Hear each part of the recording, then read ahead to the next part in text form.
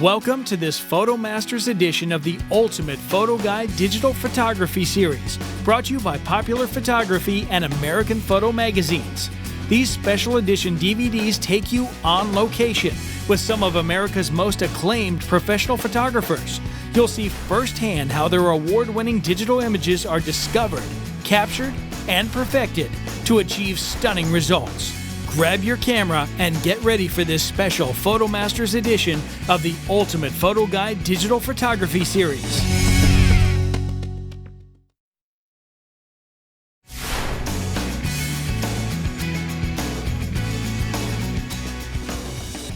Hi, I'm Tony Sweet and welcome to Visual Artistry. We are in Charleston, South Carolina, one of the most beautiful cities in the country at one of the best times of year, which is springtime. The flowers are incredible and the trees are blooming. It's just a very bountiful place to photograph. We will be taking you to Edisto Island, which has this great boneyard, and downtown Charleston, the historic part, which is just numerous photo ops down there, detail stuff, just great color in the houses and the old structures, etc. And Drayton Hall, which you see behind me right now, and Magnolia Gardens. We're going to be talking about pre-visualizing your final image based on software use, plug-in use, some little Photoshop thing, nothing too complicated that I do. The more that we use software, the more that we start pre-visualizing the final image based on what we're going to do with it. Whether it's like a Nik plugin, which I use all of them, or Lucis Pro, which I use, or Topaz, which I also use quite a bit. And the way that these work together with your photographic eye, the way you create an image, is very important. It doesn't need to be very complicated Photoshop stuff. These plugins are very cogent, very powerful, what I call mini apps, and they're very easy to use. And we'll be showing you that in the processing part of the DVD.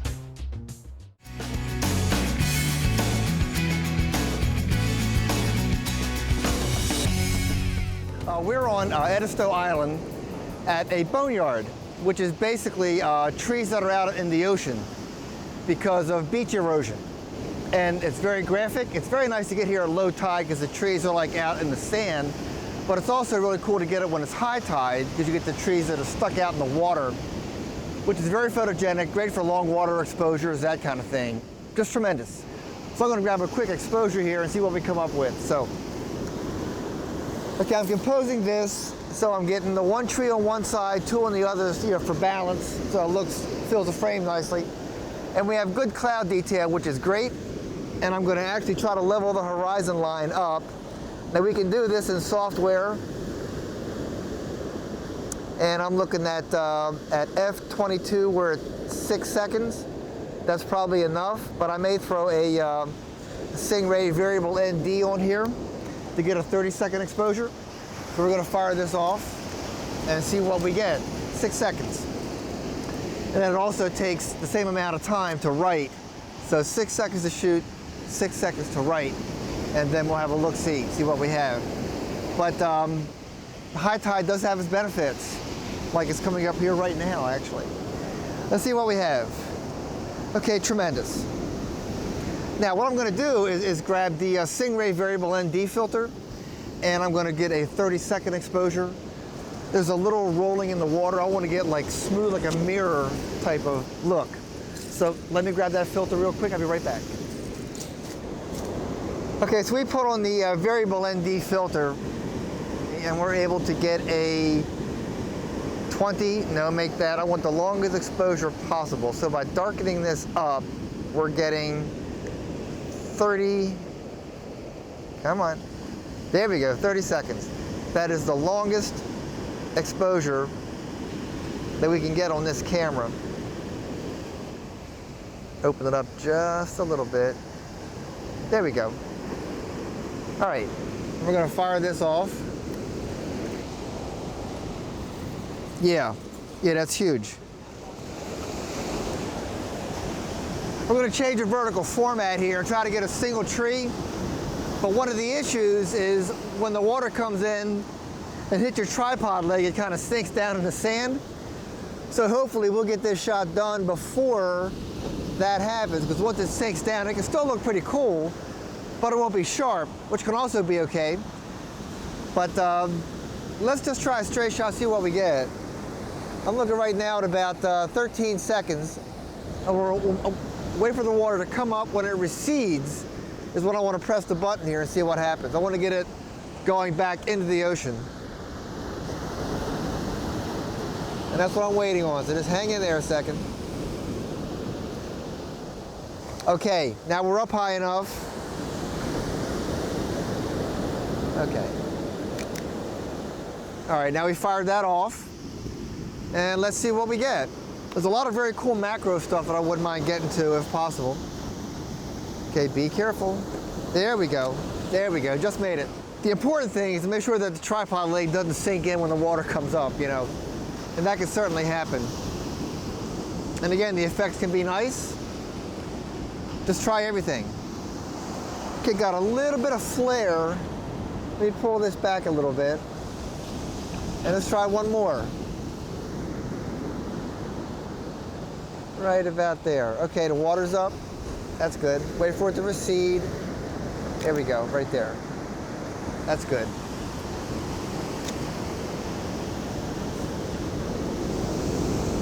Oh yeah, that's tremendous. See, what you get are these water lines receding back in here. Is tremendous. Very nice. But I want to try one more. That's very dramatic. Try one more. That's good. See, the water's up high. And as it goes back, you hit the button. And you get these very ethereal backwash kind of lines going into the back into the ocean. Yeah, very nice. Just gotta wait. We have a nice sky cooking up. Let me do one more of these. There we go. That's a good one. That should look good. Yep. You might want to shoot more than one because they're all going to be different. Okay, we're getting the blue sky up here, so things are opening up, which is kind of good. Let me do one more of these, and I think we'll be in good shape. That's good right there. I want to get a whole lot of water up front, receding back into the ocean, and get a long exposure as it does that, and it'll look pretty nice. I think 4 seconds is long enough. Here it comes. Okay, now we're going to wait. There it goes. Good, good, good. All right, that's going to look good.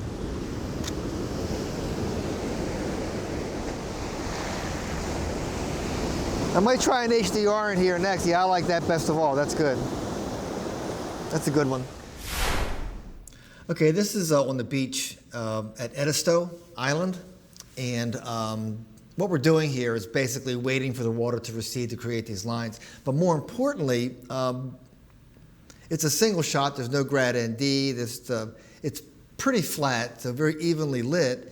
But you still want to do a few things, or at least I do. There's a lot of detail in the sky that didn't quite come in. So we're going to just go up here and edit with Favesa for a targeted adjustment, targeting the sky right now. And there's our window. And we will select a control point and put it right on the blue sky, right there. And we're in this view with the magnifier. We want to go back to the arrow so we can actually do stuff. And we'll pick probably right here. We'll start here. And we'll darken that up a little bit. A little more. Too much. Right about there. And then option. I'm trying to avoid pollution. The reason I do that is to basically, if this circle comes down too far, for example, down into here, it's going to affect the water line also. So I want to keep things pretty tight up top.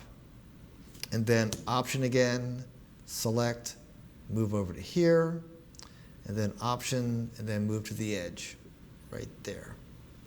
Make sure I got everything. Let me do one more up here. There we go. Now, that's before, that's after, and this is before. So we're bringing that in a little bit. Now, the water's a little bit discolored. Let's save this first of all. So we have our darker sky, a little more dramatic sky. And we're going to go down to the water and use a Color Effects Pro 3.0 filter called white neutralizer. Now what that does is it's a white balance eyedropper. You know, it's pretty cool.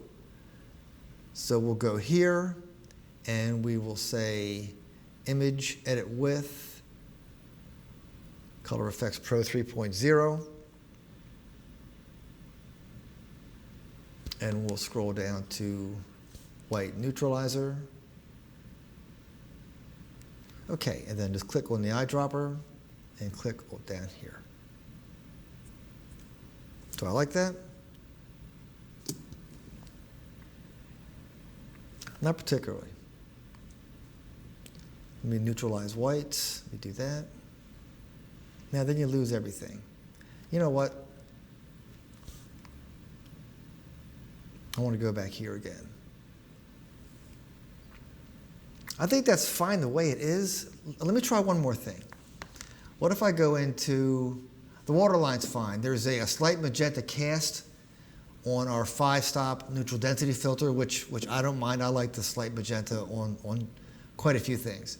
Because there is detail in the sky, and we want to just bring that in just a little bit more. There's grad ND, and we'll basically check our vertical shift.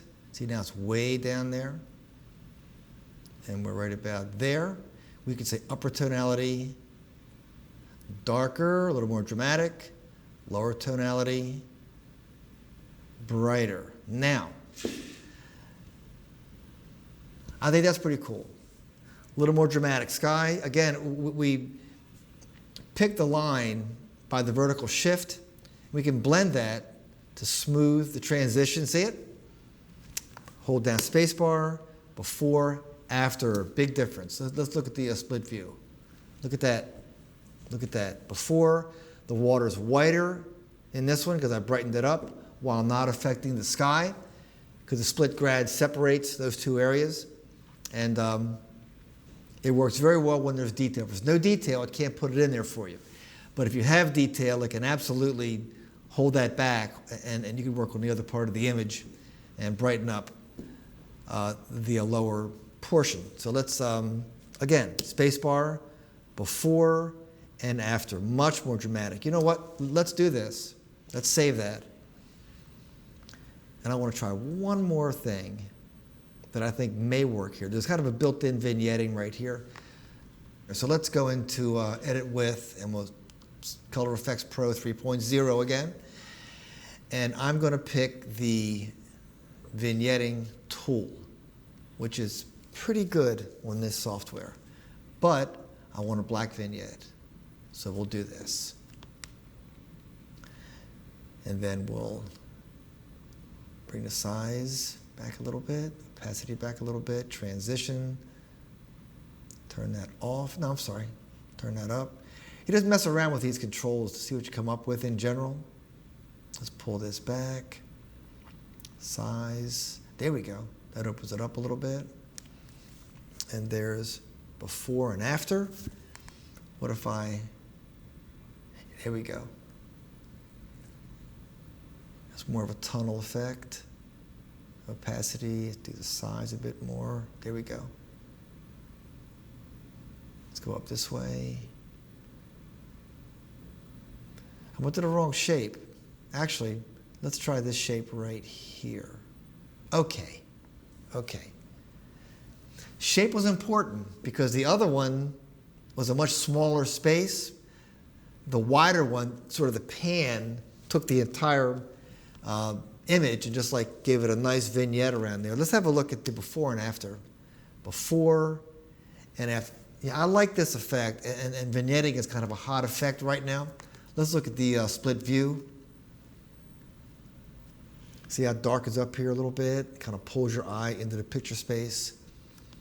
And let's do the single view, and again, we'll go back and forth. I think both are fine. I tend to like the, okay, there we go. Transition way down, right. A little bit further up. And size, pull that back a little bit. Opacity, pull that back a little bit. And that's before, and that's after. It's subtle, but it's enough to make an impact, and it does pull your eye into that picture space. And again, I like it. We're going to save that out. And Aperture should create another version, so we have all these various takes on this scene. And there's our full view.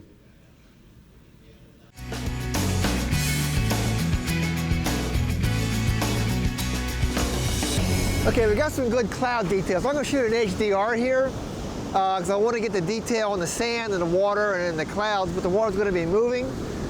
So it'll look kind of abstract. But what I want to do is shoot a very fast exposure. So I fire these off in a hurry so I don't lose so I keep the cloud detail. So I'm at ISO 400 now, 5 exposures, and I've gone down to F16, which gives me a pretty quick exposure range. And I'm going to fire off 5 of them in a row real quick. Make sure the tripod's not going to sink first. Wait for the water to go back. Might take a few seconds. Got more coming in. Just hang in there. After this next movie, you probably shoot. Here we go. All right, that was 5 shots. That way, I'm going to check my histogram, and we're looking like we're hot. We have everything. We have it all. Now, I'm kind of liking over here. So we'll do one more HDR while I'm here. I'm going to shoot these trees and that cloud up there, which is kind of cool. Sand's getting kind of soft. Here comes some more water. Yeah, this is going to look good. This is going to look good. So I'll just shoot 5 of these. Same thing, F16. And tripod didn't move, which is great. And check the histogram. We're blown out. We have all our detail, a lot of detail. That's going to look good. That's going to look good.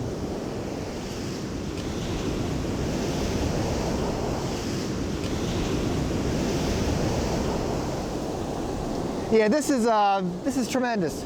See, what we're getting here are these like water lines, and they're more dramatic when you're down low with a wide angle lens. And it is getting kind of bright, so I put on a 5-stop, a straight 5-stop neutral density filter to really give you a little longer exposure to capture those lines as they recede back into the water. So very dramatic. We got a wave coming in now. Let's see what happens here. It's about a 1.6 second exposure, which is enough, really. Okay, there we go. We'll get that as it goes back. There we go. Tremendous. Let's have a look. Might want to do one more real quick. Yeah, it's great. Excellent. Water's cooperating. It's always good. Come on, one more time. I'm getting a little vignetting on the frame here, but being at 24, if I can fix that in software, no big deal. Okay, got some water coming in. Whoa. All right. Okay, that's good. Make sure the tripod's steady. That's really dramatic. That is so dramatic. That's so dramatic. Yeah. Tremendous. Do one more. Whoa, that's huge. It's also cold. Here we go. That's really strong. Yep. These are going to look good when I process. The sun's actually pretty nice in here. Picking up the edge of there it is. Picking the edge of the foam up really nice. It's like edge lighting all this stuff. Oh yeah, that's much stronger, much stronger. That hard sunlight's tremendous. Real low. It's not going to last that long either. It's only a small little window up there. So yeah, that's basically it. We got here when it was dark, and it's always a good idea to do that and wait things out. You shouldn't really rush to get your picture, you know. This is a good one. That's very good. Yeah, so just catching things as they happen is important, but also being here for a long time, kind of settling in for a while is also critical, you know. Oh, hang on.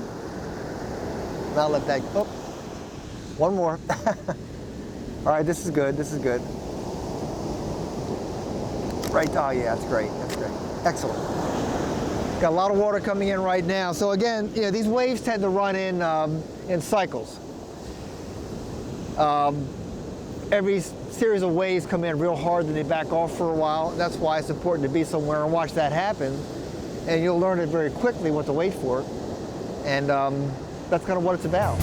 Okay, high dynamic range is what's happening today for a lot of people. It's a great way to capture the entire dynamic range of an image that is unachievable with one exposure. And we were out at Edisto Island and shot an HDR of a nice sunrise. We had good clouds, luckily, and we had a great HDR situation because we did have like very dark, and the fireball behind some clouds was a very bright area.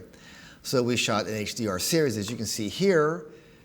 Average, -2, -1, +1, +2. Those are the 5 exposures. Again, average, -2, -1, +1, +2. Checking the histogram is critical for me, and normally 5 will get it, but I'll look at the overall histograms, and I might want to add 1 or 2 on either side to capture all detail in the highlights or the shadows. So we're going to select all of these. Command A will do that. And drag in Photomatics. That's the easiest way to do it. Just select and drag into Photomatics in your dock or wherever it is, desktop, whatever. And we are, in fact, going to generate an HDR image. We're not going to blend, open files only. They're open already. We want to generate an HDR. So that's checked. Hit OK. This shows us our files right there. We will say OK to that. And here's our action box. What are we going to do? We are going to align source images. That's the whole idea of this. So if it's off a little bit due to like camera movement or a little gust of wind, it does a great job. Photomatics does a great job of putting these together in registration. A new thing they have is reduced chromatic aberrations. This is the hugest problem with shooting a very dark area against a very bright area. You get these like red, I'm sure you've seen these red outlines. Shooting outside of a window, you know, the inside of the window, and you'll see this red line going outside. That's chromatic aberration. And this new version does a good job of getting rid of a lot of that, which saves us a lot of time in cloning. Reduce noise, I prefer to do that in Nix Define. Reduce ghosting artifacts. I tend to want to let water do its thing for effect, but this does work with slightly moving people. And I just leave the default here, take a tone curve of color profile. I'm not even sure what that means, but I keep it checked. And then we'll generate HDR.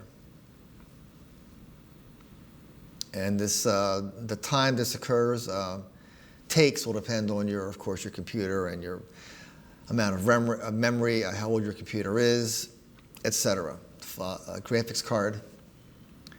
This is Blackbook. It's pretty quick. It's a Mac Blackbook. This is what I call an HDR raw file. This is not what you're going to see when you process it.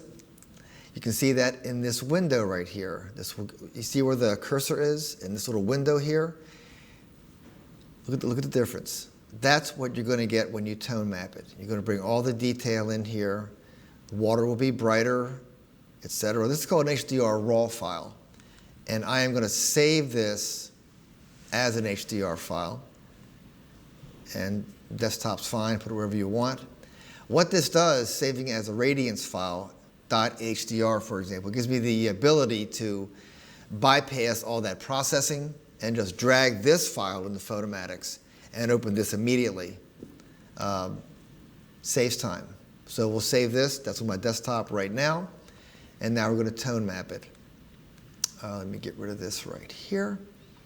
And you can either select tone mapping from this little menu shortcut they give you. You can go up here at the process, tone map here, Command T.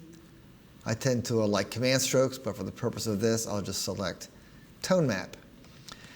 And what comes up is your previous image's tone map settings, which may or may not be germane to this one.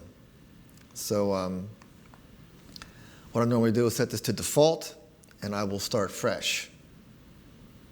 And there we are, it's at default. So let me close up a window to get this, that's fine.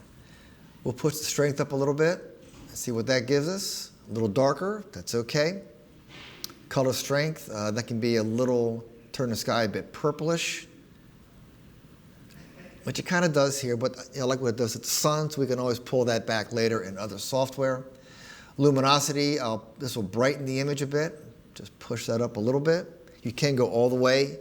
I recommend maxing everything out to the max and the minimum to see what you get.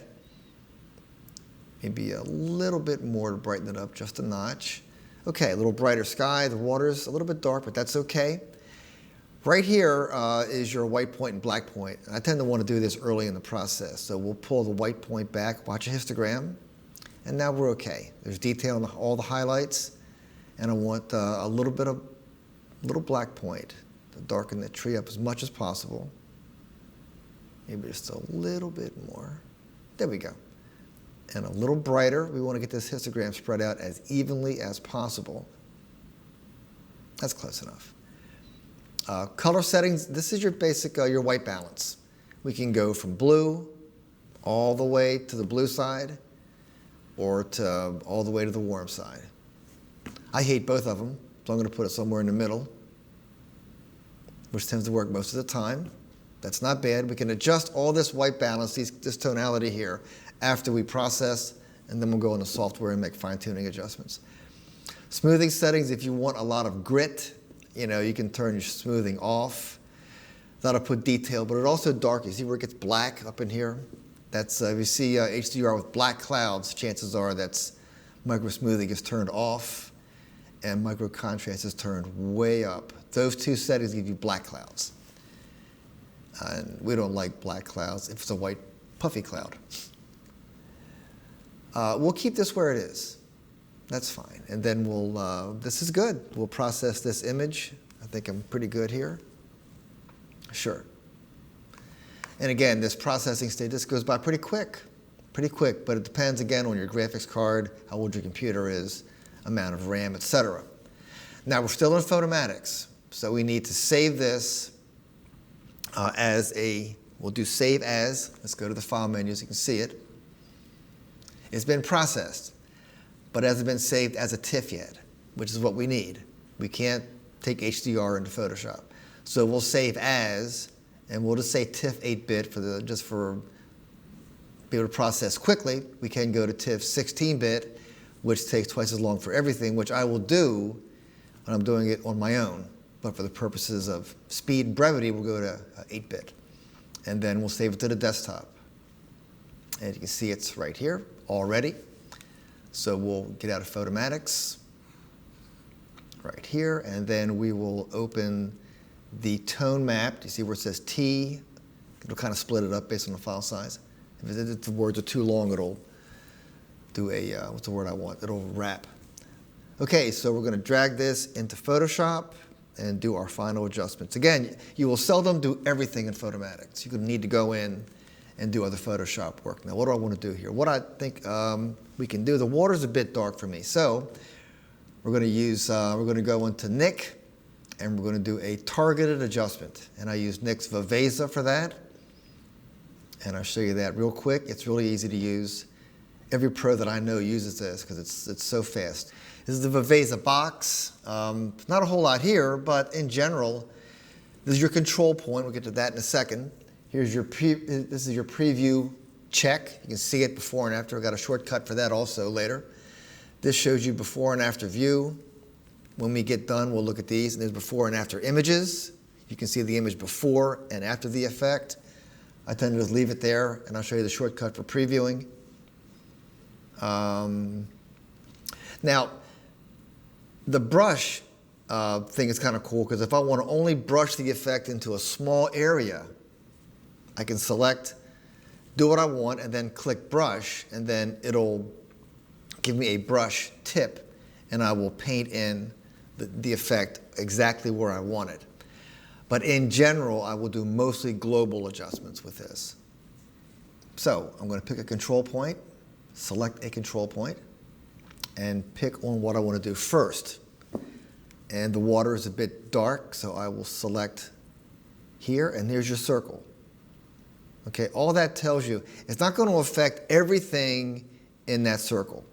It's only going to affect the tonality that I'm clicked on right here in that circle. So I want to affect that tonality for basically this much of the area. And I may want to expand that, I'll see, and make it a bit brighter. Okay, do I want to go beyond that? Now the shortcut is hold down spacebar and click on the image, before, after. Really easy. Now the good thing is, if I don't get enough area, I can click on the dot again. You have to have those fold up or fold down menus to do anything. So I'll basically make it a little bit broader, and then we'll get out of that, hold down, click off to shut it down, and then hold down spacebar. And you see out here, that brought that up a little bit, before, after. That's not bad, but again, the water's kind of blue. You can go in again, little caret here. You click on that and it drops, in this case, up even more. And there's W, that means white balance. And we can make it a little bit warmer if we want. Let's be dramatic, push it up. That's a bit much, I'm going to pull it back, but there's before and there's after. So you have a lot of control in this area, but I want it a little bit, looks kind of phony being that warm because the water is kind of in the shade. But I do want just a little bit, so I'll pull that back and then hold space bar, before, especially in here. It's got a little more stuff to it, I like that. I think the sky's okay. You can see detail on the fireball. Look over here in this window and you will see before and after in here. See it? Before, after. As you move through the image, you can see the before and after. Here there's no difference at all because I haven't done anything here, so it's the same on both sides. But if you want to see the split view, you can see it that way, or two images. That's the most dramatic way, really, to see your before and after. And I like the sky the way it is, but since we're here, let me just, maybe just a little bit brighter, although I think this is dramatic, but let me just try one more. Let me get that tonality right there through that entire circle area, the radius. Through that. And we'll bring it up a little bit. And the clouds are a bit blue, to be honest with you. So I'm going to actually go in here and go to white balance and make them just a shade warmer. The number's got to say plus. If it says minus, you're going to the other side. Minus this way, plus that way. Let's ring it out here, see what we get. Okay, a little too warm, but that's what it does, all the way up. Real golden, and then real blue. So you have a lot of latitude. Normally white balance is affected only in raw, so this is kind of a huge change that you can do it after the fact.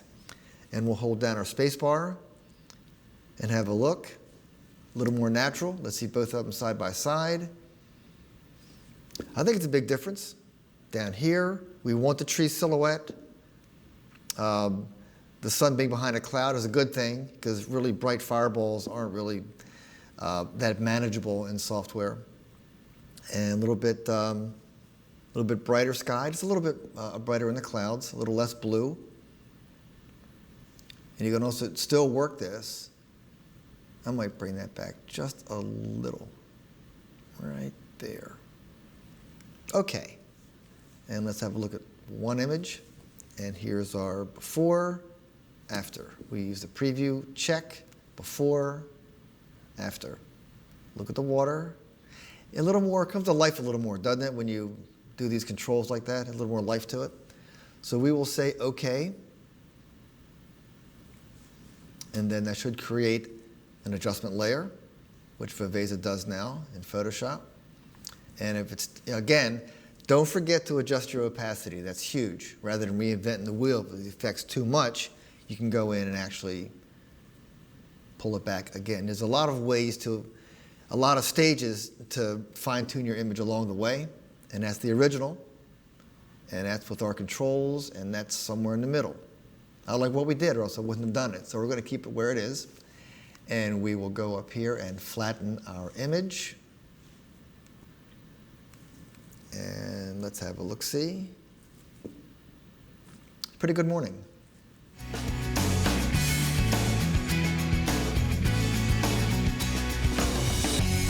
There's a ton of clamshells here. So I wanted to find a nice full frame, very clean situation. So I found one. There's many, but I found one right here. And you can do a lot with this in software to bring out beef the color up, make it a bit more impressionistic, whatever. And I'll do that during the processing. But right now, I've got a couple of props I want to drop in here.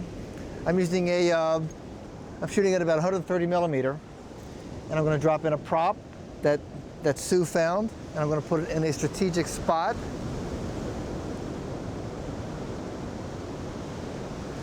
Okay, looks like right here will work pretty well. All right, I'm going to zoom in a little more to fill the frame with that so it looks like it's the subject. That's not bad. And we'll sharpen that up. And I'm shooting stopped all the way down. I want things as sharp as possible. Everything razor sharp. Using my preview button right here. And I'm going to use my spot meter. So I'm off of automatic metering for now. And I'm going to spot that 18% gray. Get this off autofocus also. 18% gray shell, and I'm going to say that's about average. Actually a third under. And then focus on the subject, and then press our button here and see what we have. I think we're in business. The one thing about sand, it's gotten in my cable release, so we got to clean that out. One of those canned air blasters will clean that out, but not your sensor, only stuff like this. All right, this is a good raw file. There's a lot of color, and we'll address that in the processing stage. But I see something here that was sitting here that's pretty far out. So I might just try to drop the unbroken part in here. I don't know. You generally setups kind of look like setups.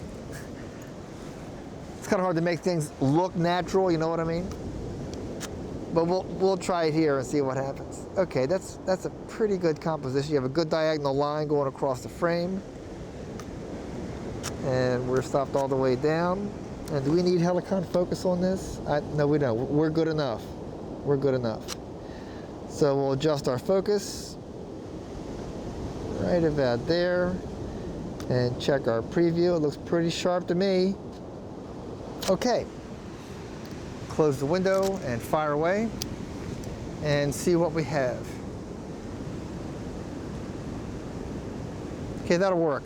It's basically a random patch of shells that will adjust the color and the feel in software. And we dropped in a couple of larger props to make it a little more interesting. And we will deal with this in software. Every so often you shoot an image that comes out pretty flat. Like a lot of times, multiple exposures will tend to come out on the flat side, a little light on contrast, and very, very like overcast, or bright overcast even. There's no real contrast. So one of my favorite filters to use to remedy that quite effectively is a Nik Color Effects 3.0 filter that's called Contrast Color Range. That's a very powerful, very quick way to add some life to your photos that are shot in a very, very boring light. So let's open up an image here in Photoshop and just have a quick look-see. And there we go. Typical overcast day at the beach. That's what we have. And what I will do is immediately go up to Filter and go to Nik, and then go into Color Effects Pro 3.0. and we'll go to contrast color range. Put it just like that. Now, it's a bit bright, so we'll pull this back. You can do a lot here. Notice the blacks get a little bit blocked up. I tend to like to move this around from yellow to blue to see what I get.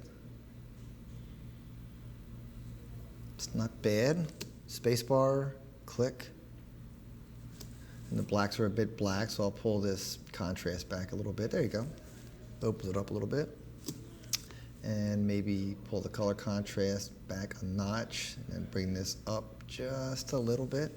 And we're from here to here. So that's not terrible. Everything, there's detail everywhere. It's shot with a telephoto lens, so you're not going to get maximum depth of field when shooting at an angle like this. Consequently, the subjects are sharp, but things fall off pretty quickly in the background, even at f/22, because telephoto lenses in the 200 millimeter range are not meant to get things razor sharp from front to back. It's more selective focus, even at high f-stops. So let's do a little more, let's make sure I got what I like. I'm still not quite satisfied with that. A little hotter, go toward the orange side. See, it gets brighter as you go this way. Okay, a little bit more. We could start there. Color contrast, just pull it back, see what we have. See, it goes away, gets kind of nuts, so we'll find something right about there. And maybe pull this brightness back just a little bit. That's not bad. Pull the contrast up just a notch. A little more, a little more. Okay, now in this case, well, actually, that works pretty well. One more quick run at it. Back down here again. Okay, see, I want more color in here. I may go back and add another filter and try to do something to the edges. So let's look at the window over here, and you can see the difference? See where it's flat on the left side? Let's do it this way. Remember this? Before, after. So there's a difference. Blacks are more black, whites are more white, which means that there's more contrast, which is what we're doing, and there's more color punch. So we're going to okay this out and then take it to the next step here. Okay, we're there. Now,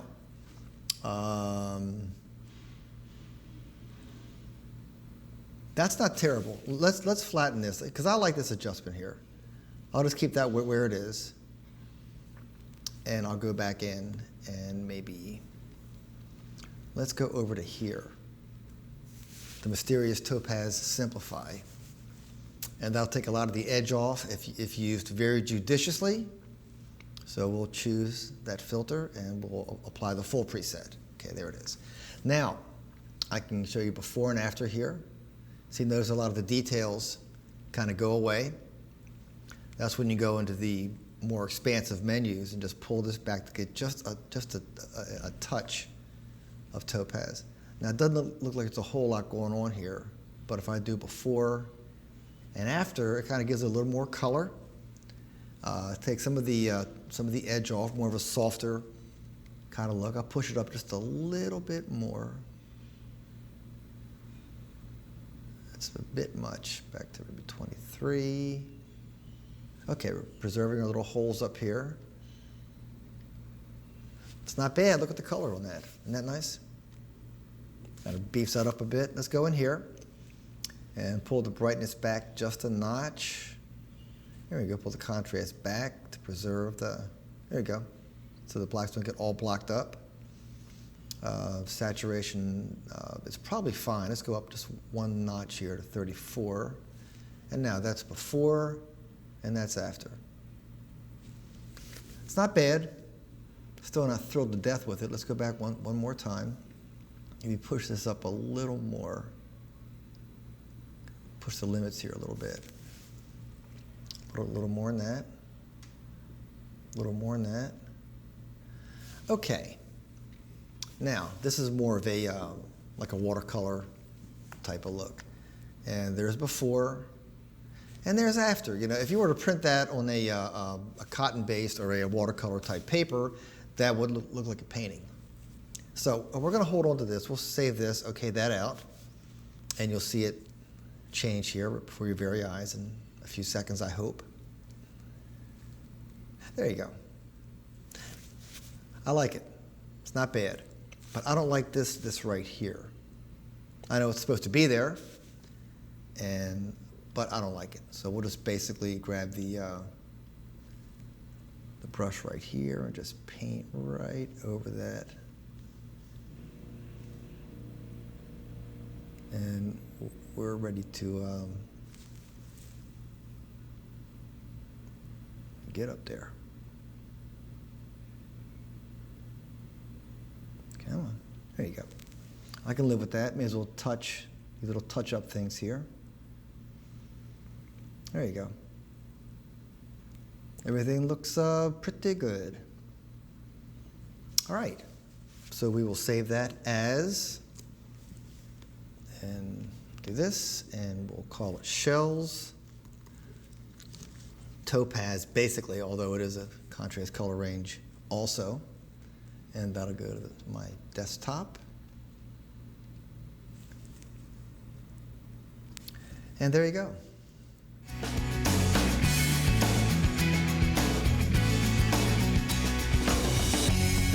You can find stuff everywhere, you know, and these palmetto trees, the state tree of South Carolina, is a very graphic, and I kind of noticed this one little tree that has a real nice graphic, nice symmetrical shape to it, and I want to do a multiple exposure. You can do those in camera on a Nikon system. I'm going to shoot 10 exposures, and we'll do that now. But notice that the movements are very, very small. That's the key to multiple exposures. Not big, but very small movements. So we're going to go into camera, and we're going to select multiple exposure, and we're going to select 10, just like that. And I'll trigger this with my hand up here. But I want you to notice how small these movements are. I've got a small rectangular box in my finder, and I'm moving less than the width of that box. So it's very, very small moves. 1, 2, 3, 4, 5, 6, 7, 8, 9, 10. All right, so that's your 10 exposures. And it's going to write, and it'll compile all the exposures in camera.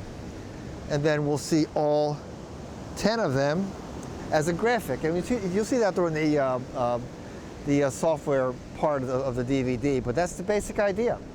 It compiles them in camera. Now you can compile these in software if you have a camera that doesn't do them in camera. You shoot 10 separate exposures, and we'll show you that. I'll do that now, actually. Let me shoot 10 different exposures, and then we'll compile that for you in camera. And I want to have this, we'll shoot 10 average exposures. Very simple. So we'll start here. We'll say 1, 3, 4, 5, 6, 7, 8, 9, 10. And what'll be fascinating here is that the version that's compiled in the software will look identical to the version that was compiled in the camera. All cameras cannot perform multiple exposures in camera, but you can replicate that effect exactly by using software. Shooting all the exposures handheld to get the spontaneity rather than creating the entire thing from one image, which some people prefer, which is fine, but to get the looser, kind of a more natural feel, you're going to shoot all 10, in this case, hand-holding the camera, and then we'll put them together in software. So let's see what we have here. And we're going to find the multiple exposure folder, and we're going to grab these. Let me show you first what the final shot will look like. There it is. That was done in camera, in a camera that can perform in-camera multiple exposures, and all cameras cannot, but the effect is a desirable effect, so we're going to get it a different way. It's always best to get that spontaneous feel to shoot these images like hand-holding the camera, so you get the little out-of-register kind of impressionistic kind of look, and then put them together, which we'll do now in software. So we'll drag the 10 images that were shot separately, handheld, into Photoshop, and all the files will open and then tabbed, and then we'll get past that because we'll see all the windows cascading. Go to Window, Arrange, and then we want to say, which one is it? Float all in windows. Now they all cascade down. At this point, we have to duplicate the background. That's important, first step, because we want these images to be labeled layer 1 through 10, not layer 0 through 9. So we're going to duplicate this, and then we'll change the background layer name to layer 1. And that's what this one is. Now this is our base image, and we're going to drag everything on top of this. So it's properly registered, you want to hold down Shift as you drag over. Right now it says layer 1. We'll click on the second image, hold down Shift, drag. Notice in the layers palette it says layer 2. Once we drag it, it's still over here, and we want to pitch it so it doesn't get confusing. So again, click on the next image, hold down Shift and drag, delete it. Next image, click, Shift, drag, delete, click, Shift, drag, delete. Again, the same process all the way to the end. And when we're done, we're going to have 11 layers, and we're going to basically pitch the first one, and that will give us layer 1 through 10. And that's as if we shot 10 separate images. And we'll pitch the background. Now we have all of our 10 layers lined up. The only thing to do here is a very simple process. You want to adjust the opacity based on the layer, 1 over the layer number. So 1 over 1 is 100%, for example. 1 over 2 is 50%. That stays there, right? Yes. Okay, 1 over 3 is 33%. 1 over 4, if math serves me correctly, is 20%. And you know what? It does not serve me correctly. That's 25%. And then layer 5 is 20. Here's where it gets tricky. Layer 6 is 16. You forget the 2/3 part of that. And then layer 7 is 14%. Layer 8 is 12.5, but in this case 12 is fine. Layer 9 is 11. It's good enough. And layer 10 is 10. But after I hit the first number, it will magically give us the multiple effect. There it is. And that's pretty much what we saw in the beginning. But in the first image, you noticed it might have been a little more colorful, whatever. In this case, we're going to flatten this right now, right down to here. Now it's one image. This is an in-camera multiple. In effect, it's the same thing. And we'll go into Filter and down to Nix Software and Color Effects Pro. Because multiples tend to get a little bit flat at times, and I find by going to Contrast, Color Range, it can beef it up a little bit, and we can actually make it a bit darker. That's not bad. I tend to move this color around to see what the spectrum does, a little darker. Try everything. Nobody gets hurt, you know. Color contrast is fine. I think it's fine the way it is. And holding that space bar, that's before, that's after. This is not in the Nick manual, so to speak. Space bar, click on the image for a quick look, before, after. And then we okay that out, and it'll create another layer up here. And then we'll just flatten, or if we don't like that, we can adjust the opacity. I kind of like it a little bit heavier. That's pretty good, 87%, and then that's before, after. Now we could do a smart filter, we'll get into that later, and we'll flatten this image out. And let me find the original here. And then we'll see what, how close they are.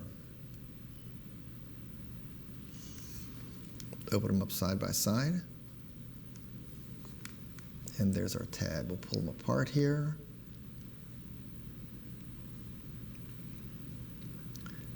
Yeah, yours actually the one that we did is a little bit more contrasty, but that's the idea. It's the exact same concept. It looks identical.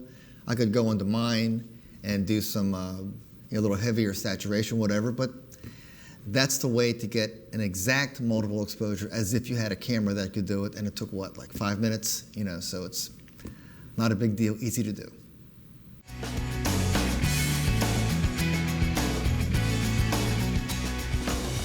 we came across these red cedar trees that are just remarkable in their texture and smoothness and just very clean, very graphic subjects. So I'll try one of these. There's probably more than one. Take some shots, see what we get, but they're very beautiful.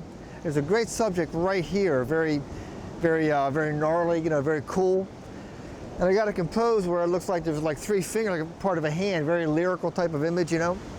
So I'm gonna take a shot of that, and it's pretty full frame, and I'm spot metering this. So I'm on manual meter, and I'm spot metering the wood at about average, maybe even a third under. And we're at f22 for maximum sharpness. And we'll take a run at this and see what we get. Check our histogram, and it appears that we are right on the money. Tremendous. I'll take one more with maybe opened up,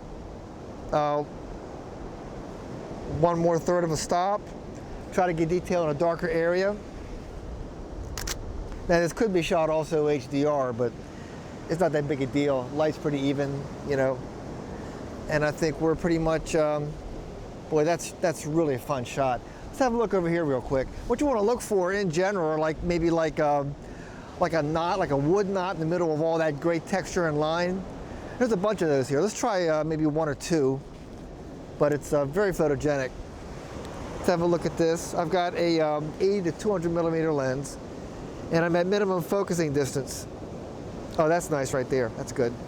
Come over here, try to get these nice rolling lines with the, oh, and also, you'll find the camera body flexes a bit, you know? So if you want to get precise movement on your ball head, hold the top of the plate right here rather than the camera body, because that'll flex, and this won't flex. So for precise placement, I tend to want to move this right here. And that'll go exactly perfect, exactly where I want it. And we'll focus in on that. And we'll check our depth of field. It looks really good. We try a little recomposition. That's interesting. That's good, that's good. Yeah. We'll add some other stuff at the bottom here for more interest. That's much better. So we'll shoot this, and then I'll shoot the one I was thinking of before, and we'll show you the difference a little bit later. So depth of field preview. Pretty nice. Again, spot meter. It's in the same light, so I'm saying about the part that I'm spot metering is plus 2/3, which is what it is. And then we'll fire this off and we'll see what we got. Yeah, exactly. Now I'm going to go back and shoot the one I was going to shoot to show you the difference. Just by moving the camera a little bit, you get to add a whole lot more visual interest. This is the one I was going to shoot first. And we'll focus that up. There we go. And check our preview button. It's got some nice rolling lines, but not as strong a graphic as the previous image. Yeah, that's fine. And the other one is more interesting, I think, you know. See, what else? There's a ton of stuff here. I mean, you could pretty much shoot this tree for a couple of hours. We're not going to do that, but you certainly could. Let me try one more. Get some nice rolling lines up in here. This is called working a subject. Find an area like, you know, like 3 feet by a foot, and there's so much stuff in here, you can actually spend like a lot of time getting what you want out of this. It's a very nice, very great subject. Let me try one more. You can also twist the camera this way. There's no horizon line, you know, it's no big deal to get what we want. How about right in? Oh, that's good. Right about there is pretty good. And it still focuses. The great thing about 2.8 lenses is that their close focusing distance is remarkably close, especially with telephoto lenses. We back off just a little bit. Actually bring it in. And that looks really sharp. And again, we're going to spot meter the wood at about plus 1/3. And I think that will get it for us. Very careful focus. That's good. And it appears to be sharp. You can also check that on camera. The latest view screens are remarkable as far as getting sharpness. assessing sharpness. So let's have a look at this, see how we're doing. Let's bring that way up. Boy, that is pretty sharp. Actually, it's tack sharp. Yeah, so we gotta go. We're gonna try to get out of here, but that's pretty much it. We found some great cedar logs out at Edisto Island on the beach there, and they were like furniture. They looked tremendous. The wood was smooth and with grain, and the knots were very graphic and very hard, and nice contrast, you know. So I decided to run Silver Effects Pro on this to get a nice black and white interpretation of it. So we'll do that now. We'll check our exposure first, hold down Command and move the exposure, and that's blown out, as you can see. There it is. And then we'll again pull that back to where it was. Now everything is in, nothing is blown out. Exposure is perfect when you do that. And that's borne out by the histogram. So we're up into Images and Edit With, Silver Effects Pro. And again, all these filters are available in Photoshop, obviously, but also in Lightroom and in what I prefer, which is Aperture. And as I said before, I'll tend to ignore the presets and go to the separate controls immediately and push the structure up, get a little more sharpness. There we go. Brings out a lot of the grit. And the contrast will darken the knot holes a little bit. There we go. And I don't want to mess around too much with that, because if I go too dark, it gets too black, obviously. If I get too bright, it gets too bright, obviously. Let's put this back to 0. There we go. Have this nice gritty look inside there. And let's go down a little bit and see what else we have. All that I want to do here is basically just check these filters here. There's red. There you go. More of like a furniture type look. And then orange and yellow are very close. Green's a bit of a, there we go. That's not bad. Let's go up here, and then let's go up here and darken that.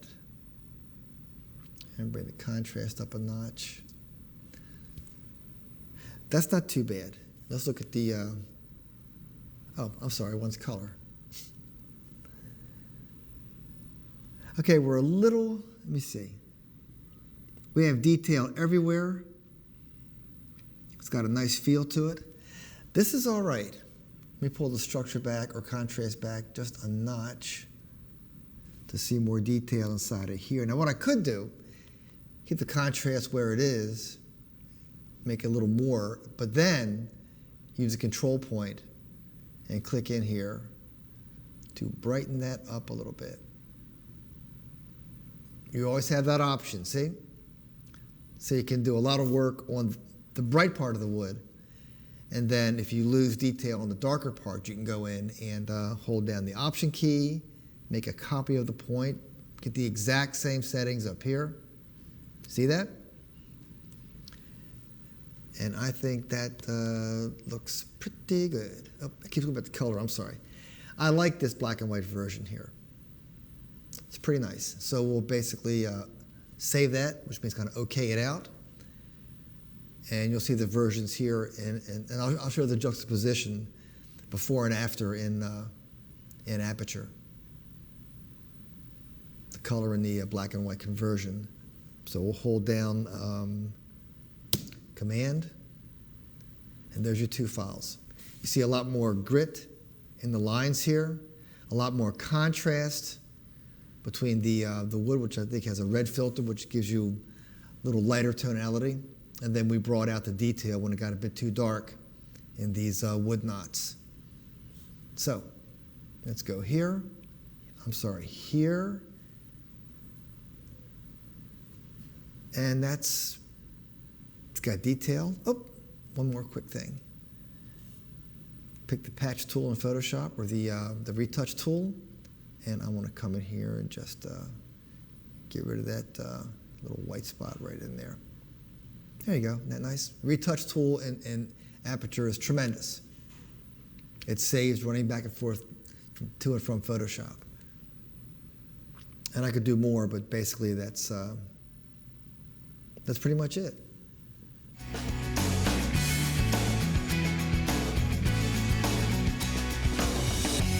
So we're here in downtown Charleston, and for those who have not been here, there's a myriad of photo ops. There's Battery Park, all these gnarly trees, tons of detail stuff, old architecture, brick roads, very historic, just tremendous photo ops. And I'm going to shoot going to begin with a HDR of this curved wall, which I shoot every year because I love it so much. Real unique corner pattern here, and it's a very high contrast scene. The walls are very bright. The shadow detail is non-existent. So because of all the wide dynamic range, so to speak, I'm going to take a 5-shot HDR. So I'm composing this to get as much of that bend in the wall that I can get, and I want a little bit of that top graphic, the brick, without getting too much white sky, which is pretty tough. But right about there is pretty good. That's good. And first thing I will do is take one, which is the average scene, look at the histogram and see and gauge my exposure strategy from that. And it looks like we can go up 2 stops based on the histogram. I'm going to shoot just 5 because it's set for 5, and then I'll gauge all 5 and see if I got everything. We have a lot of highlights, but the shadows are all in, and that's important. And then middle ground, all the highlights are in now, and that darkens the wall, and that gives you, it's kind of a middle ground where you kind of like getting the balance on both sides. But that's the basic. This is pretty cool, getting this top part here. That's kind of important. You can see where you're getting all the exposures in. So we're here, 2, 3, see the detail in the brick comes in at that point, really gets colored up here. So these 5 exposures basically give you 2, 3, 4, 5, will cover the entire, even in here, where it's very black on all the other exposures, that one will bring that in. I think that'll do it. That's a 5-shot, normally 5 images in an HDR series will work, probably about 80% of the time. This is one of those times. If, for example, one of the images, if I did not have a shot that had all the highlights or all the shadows included, I would need to either overexpose or underexpose one more image. But the 5-shot HDR worked perfectly well on this image.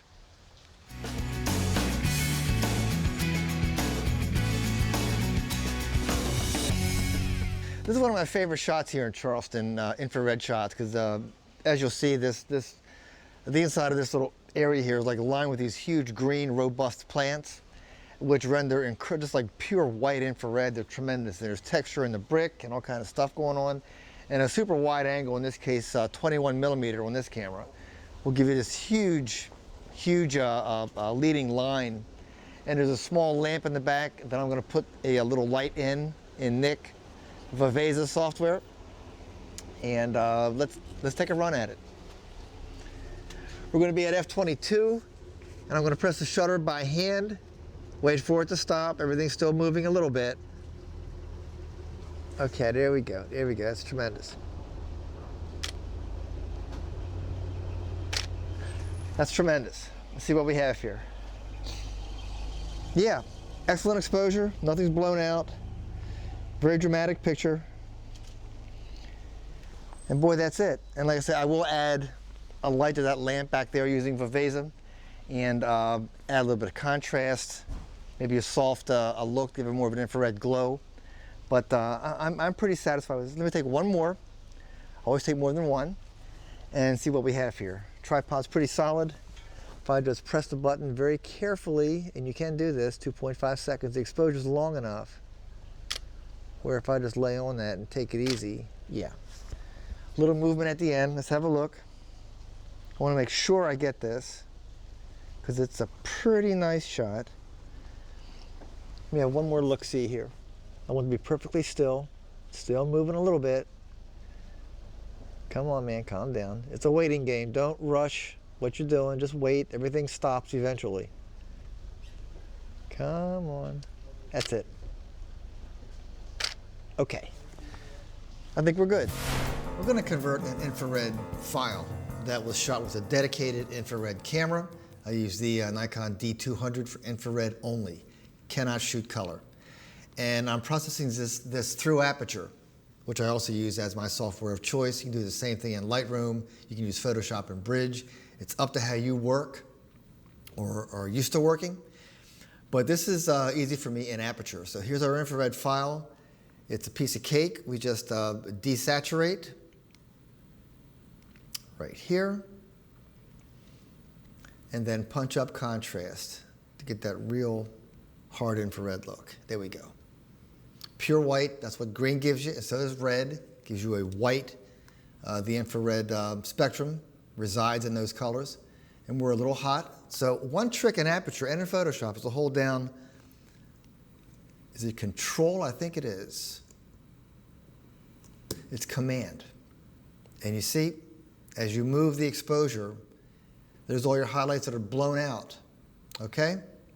If you release that, you see the blown out highlights, but you don't see them on the histogram, but you don't see them live unless you hold down the Command key and move the exposure back. And when all those little white dots go away, everything is within, there's nothing blown out. Makes it easy, very visual. You see it as it's happening, and it's reflected in the histogram. So that's the first move. Push the contrast up. That's pretty nice. Now, I like this basic look, but I want to go in here. Aperture has, like all the Nik plugins work in Aperture, and they also just came out in Lightroom. So we'll go into Color Effects Pro, and I will pick, let's try when it opens up.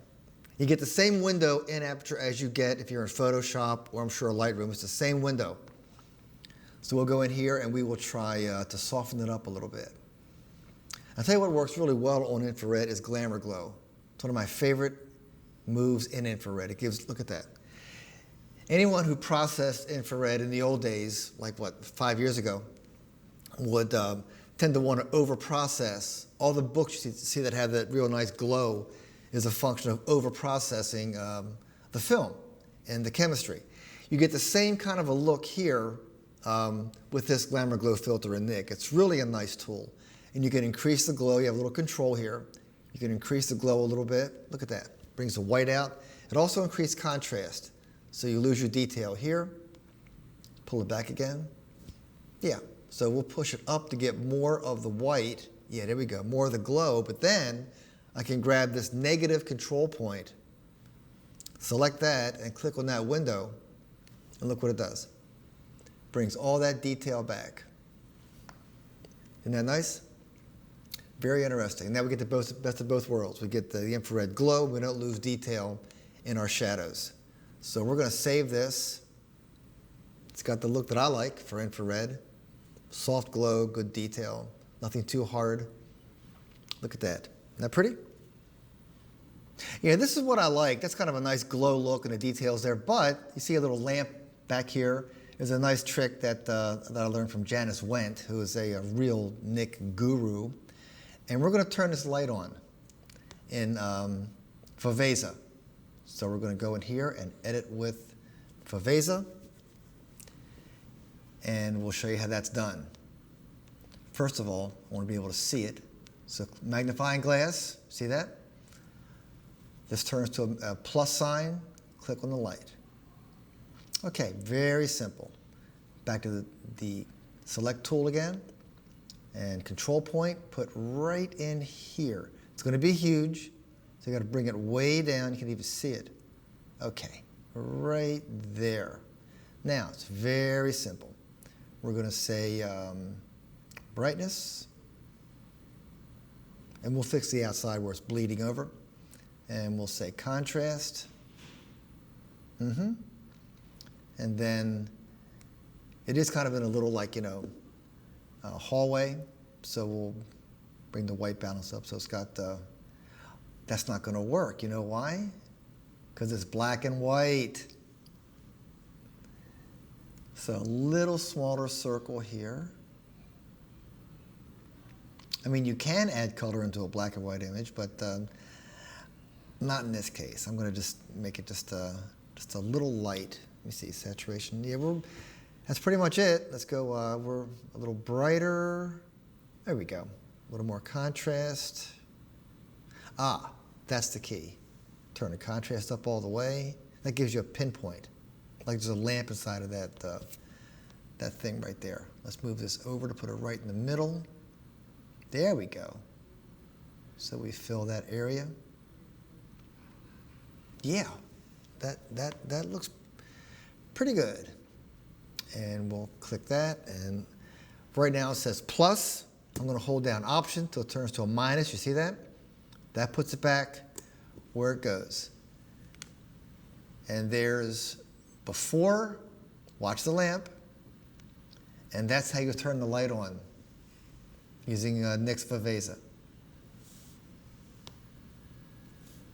We'll save that.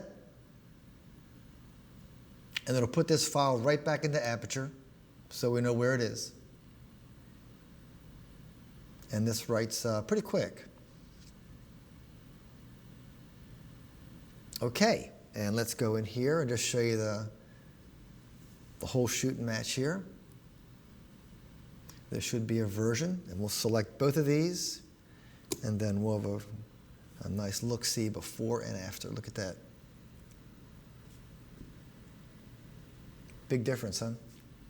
And that's adding Glamour Glow and Nix Viveza.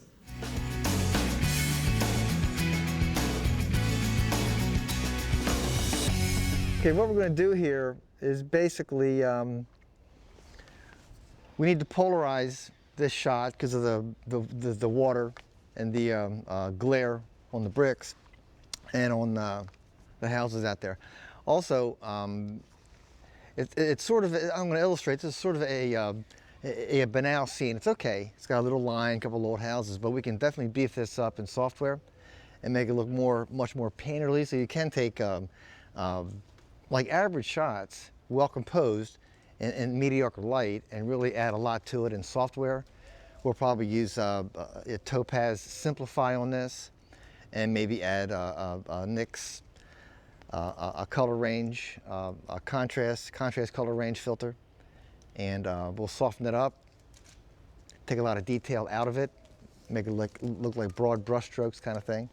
And it'll look very different than what I'm seeing right now, but I'm sort of like you're trying to see it after the processing stage. So it's a very simple shot. It's not that you have to use a tree to cover the sky, which is white, of course. And I got a small part of the car getting in, which I need. It's a little bit, and I'll take that out. That's a piece of cake to take out in software. And I'll pretty much shoot this on aperture priority. And I'm saying the general scene's just about average. And I'll just fire this off at f22, make sure I'm focused 1/3 in for hyperfocal focusing to get everything sharp. And then we'll fire that away and see what we have. Looks pretty good. That'll come out really, really well with software intervention, so to speak. Yeah, that'll be fine. That'll be good. Let me try one with, I think that's fine. Exposure's good. It's good raw material, so to speak. Let me bring it down just a notch. We'll go -1/3. And the lines on both edges are pretty square, which is good. And we'll do one more. And this will be good to work on in software. We can make the sky, add color to the sky. Like I say, take some of the detail out of it, make it look more like brush strokes, and it'll work out well. We're going to try a technique called mirroring. It's not a new technique, it's just coming back. It's very easy to do. I'll show you. It's pretty much just take a single image, flip it, put it together, and get a really cool effect. And you look for certain things that look better than others. And we have one here that we shot downtown the other day that I'm going to run into Photoshop here, and we're gonna mirror it. And here's our image. So the first step, make it a bit smaller. We're going to select all, copy, and paste. Now, if you look in the layers palette, there's a whole other layer that we just put in there. At this point, you want to go in and extend the canvas 100%, so it has somewhere to mirror to. So you go to image, we say canvas size, not image size. And we want to flip it to the right, so we want to check to the left. It's one of those opposite things. You can see it here. If I click on that arrow over here, The right-hand side is blank. That's where the new blank part of the file is going to go. So that's done, and we want to increase the percent by 100 because we're doubling our canvas. And then we click OK, and as you can see, we have double the space. So at this point now, we go to Edit, and we say Free Transform. Puts little things around the image. This is the tricky part. You go up here to the top, this little like rectangular or square grid kind of thing, and you click on where you want the image to mirror to. In this case, it's the right center, right there. Now, hold down Control, click on the image, scroll down to Flip Horizontal, and there's your image. Now, let's undo that and go back one more time. After we go to Transform, Command-T or Edit, Free Transform, you will click on this little square up here. See where I'm pointing? At this point, you will hold down Control, click on the image, and scroll down to Flip Horizontal. That's it. You see a little line in here. You have 2 layers. You hit Return to complete the move. The line is still there. When you flatten, it goes away. So this is our mirror image. What makes this work? This will work both ways. We'll do it both ways. This one with the trees going out has this nice symmetrical kind of pulls your eye into this like crossroads kind of thing. Now, this is okay. This was shot as an example of a rather boring image that can be like juiced up a little bit. This is the first step. We're going to go now into a very popular software package made by Topaz Labs called Topaz Simplify, which I use a lot to put a real little nice touch on the file. It can look really bad if you're not careful. It's kind of a cartoon software if you're not careful. So I normally pick the buzz effect, and you have to hit Apply Preset first. It's kind of crazy. You can max it out. You can go down to cartoon effect, and the stuff looks kind of, it's you know, something to do, right? And painting, colorful, whatever, etc. But the real work in Topaz is after you select the basic look that you want is to go into the Control tab. You go to like where it says Simplify, and you have all these controls here. And I will tend to want to pull this way back. You see where it's kind of crunchy up in here? I'll pull this up until that gets what we call schmoozed together. So you don't see all those really defined areas. See, it's getting there. See it? Kind of smooths out a little bit. And again, you can push it all the way up, get it crazy looking. That's not bad. Push it all the way back, like nothing's happening. What I want to do is use this to really get a painterly effect on those real fine details. And I'll just edge it up a little bit at a time. There you go. That's kind of what I do, you know, just to get that real nice edge on this kind of shot. And I'll use detail strength to maybe bring out a little more detail. See it? Kind of popped in. There's off. You know, watch the leaves in the bright sky as I pull that up a little bit. See it? Kind of brings in, puts a little bit of detail back, which I can take or leave. It depends. Let's turn that off, see what we have. I kind of like it somewhere just a little above 0. Feature boost looks kind of weird. You know, it's okay. You see like a lot of color and like that kind of deal. I tend not to use that. Remove small. I've yet to see where that works. Again, all that I use, I'm sure on some pictures these things do work. Detail boost kind of puts it back where it was. I tend to leave that low. Detail size kind of makes it a little bit sharper. I keep that down. I use Simplify to smooth out detail, not to put any back in. So I tend to want to get it to where it's just right on the cusp of being that real edgy detail and like a real nice painterly feel. It takes the detail out of the bricks, etc.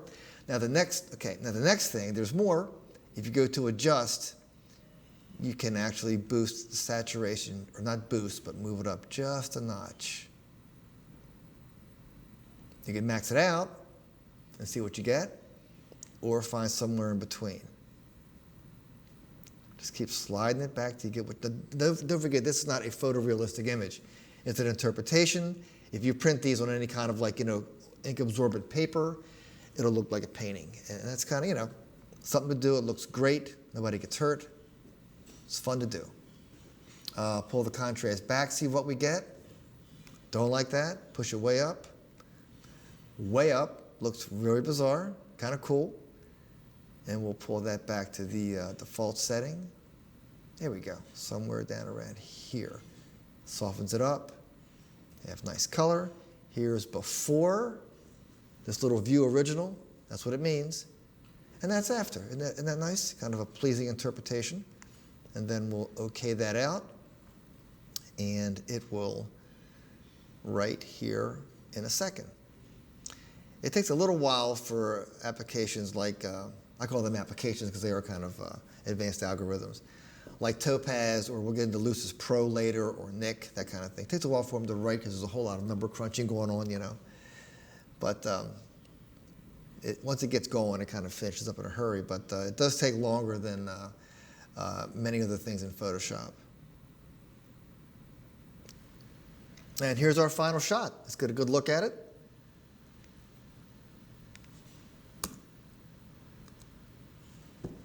There you go, not too shabby. Just enough detail up here. And you'll find with mirroring that it creates like little faces. You have a little face down here, and it creates little mirroring faces, which is kind of cool. But that's pretty much it. Okay, so this is flipped with the trees going out.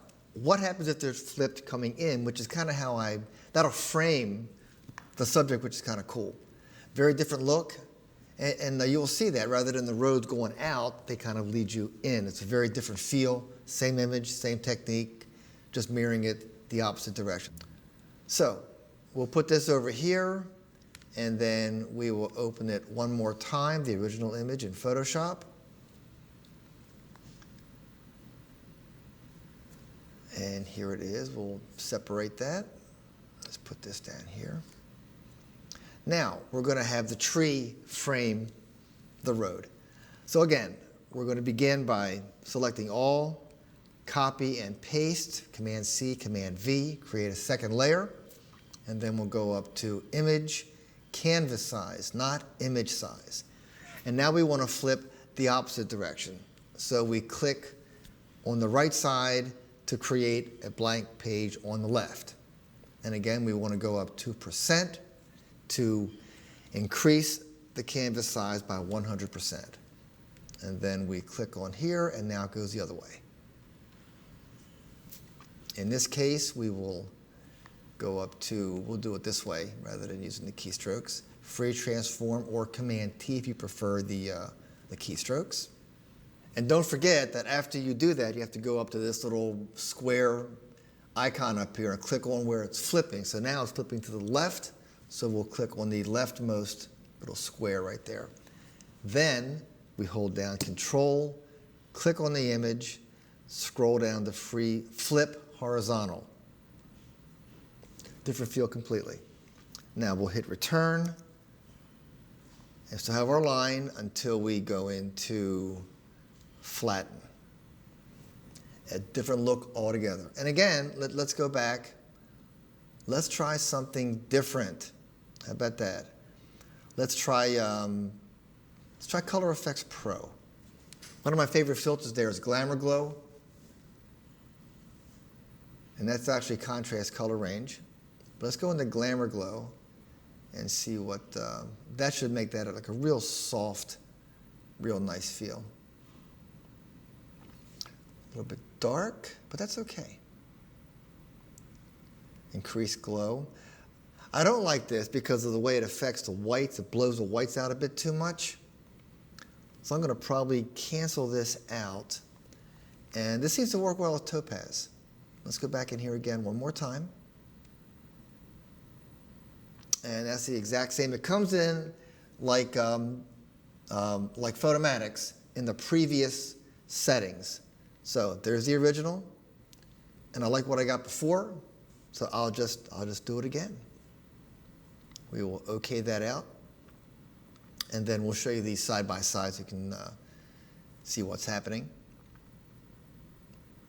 Okay, so let's have a look at these. Let's juxtapose these images, as it were. And we'll look at this, and we'll look at this very different feel between the two. There we go. Very different. Look at that. The one leads you this way, and the other one, the trees frame that and lead you in. I like them both. They're both very different. Yeah, I mean, those are your options.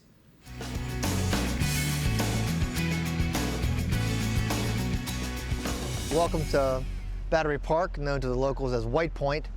It's a great park right on the tip of Old Town Charleston, and there's a ton of trees, nice gazebo, and a great infrared venue. We're going to do a series of images to stitch to a pan, and we use the Really Right Stuff panning system, the head and the rail, to keep things real level going across. All right, so basically I'm going to start shooting the sequence from right to left. It's going to take 6 shots. I tend to overlap by a little more than a third. So I'll shoot one and then overlap by a little less than half.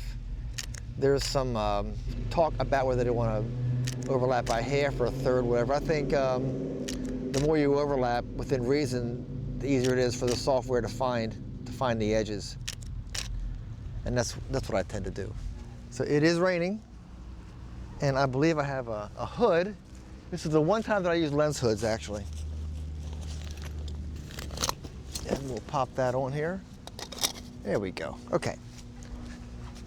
So it is raining, and we are level. We're going to try it again. 1,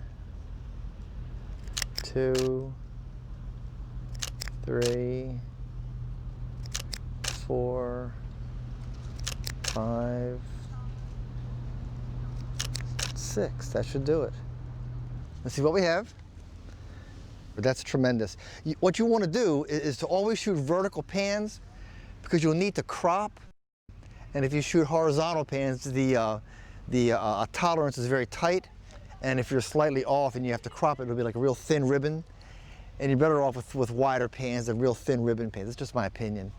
So shooting vertical is what most people do to get much more room for cropping. So, and we'll see this processed. Probably we'll add a slide sandwich effect to it, maybe a soft effect to give it a little more density during the processing stage. We're going to create a panoramic image by stitching, which is referred to as photo merge in Photoshop. I shot a series of images going across a particular area. All the files are open here on my desktop. We have 1, 2, 3, 4, 5, 6, 7 images that we will let Photoshop stitch together to make one file, one panoramic file, and then we'll do stuff to it after that. So let's do Photoshop's, let it do its job first. So File, Automate, and then down to Photo Merge. It'll ask you, or me in this case, first of all, a couple things. Auto is pretty good, but it gives you this like bowing on top. You have to like crop that out. If you pick Reposition, it will keep the top square. It does a better job of stitching in general. Now we can browse to find our files, but since they're currently all open, we'll just add the open files. And here's where they are. Then just hit OK and let Photoshop do its thing. You'll watch in the Layers palette as it puts these together.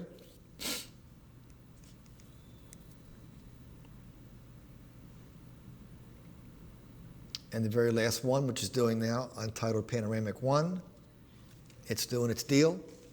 And you'll see where it needs to be cropped, and then we'll do some other things to it. But that's the stitching capability in Photoshop, and beginning with CS3 and in CS4 is pretty amazing. If you overlap a third to a half, where it can see the edges on everything, it finds things remarkably well and makes this stitching process, which used to be a huge pain, effortless. So it's pretty amazing. The advances in software is just pretty astonishing. So we're doing our final move right here. And you see our layers. We'll need to flatten them pretty quick because you'll notice the file size can be large, especially if it's 16-bit. The fact that it's infrared and not color is going to give us a much smaller file size. If you do a 7-image pan with a color image at 16-bit, it can be 300 megabyte, something like that, huge file. And that can crash some computers. Can't manage it. So that's important to realize. You might want to do this in 8-bit to be sure first. All right, there's our basic pan. And we want to flatten this immediately. File size from 272 to 106. Do you see that? Let's go back. Let me show you. 106 when it's flattened, 272 right now. Huge file size. So we'll just, again, go back and flatten this down to 106 meg. Still pretty big, but not remotely as big as it used to be. And we'll separate the pan image and we'll close everything else. Get rid of all these, get our desktop clean, which is what I like. Okay. Now there are things to do here. The first thing is to crop. And make sure that snap is off. If snap is turned on, you won't be able to move these increment, like it'll snap to the next grid intersection. When you turn that off, it's much smoother. You can adjust it anywhere you want and not have it snap to a specific area. And we'll hit return and see if that pretty much gets all the edges. Sure it does. Now, we have some dead space in the front. You have a lot of latitude to crop this the way you want. So I'll just do it again, and I'll just bring it up to put that bottom weight, which is the tree trunk, at the bottom of the picture space. There's too much dead space here. So we'll get it out. The file's large enough that we can do that. That looks pretty good. And we'll hit return. And there's our crop. So what's next? What is next is to, let's go here in Nik and get my favorite infrared filter. We'll say Nik, and we will say Color Effects Pro 3.0.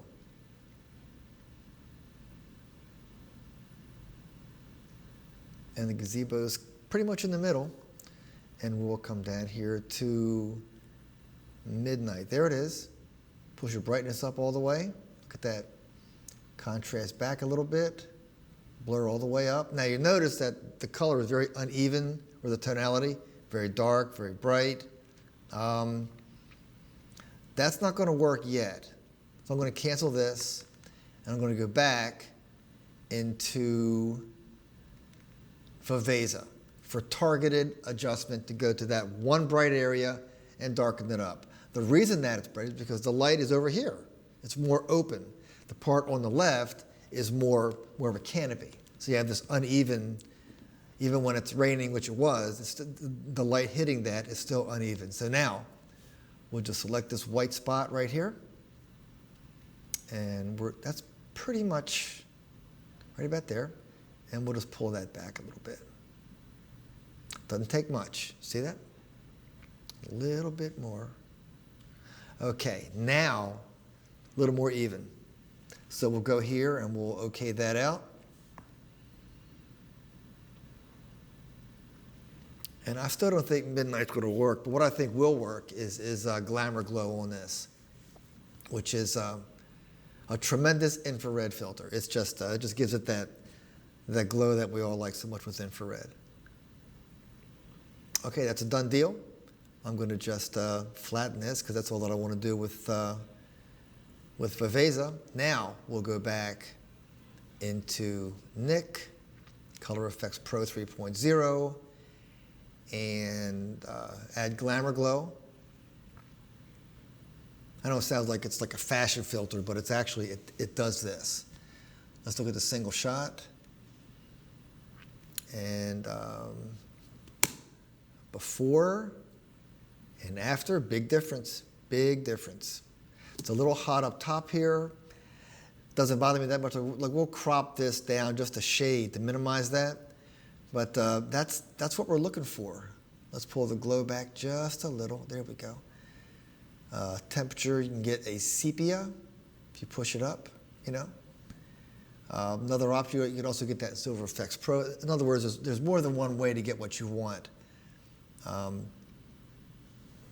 Do I like that? I don't know. Let me see. I actually do. So we're going to keep that in.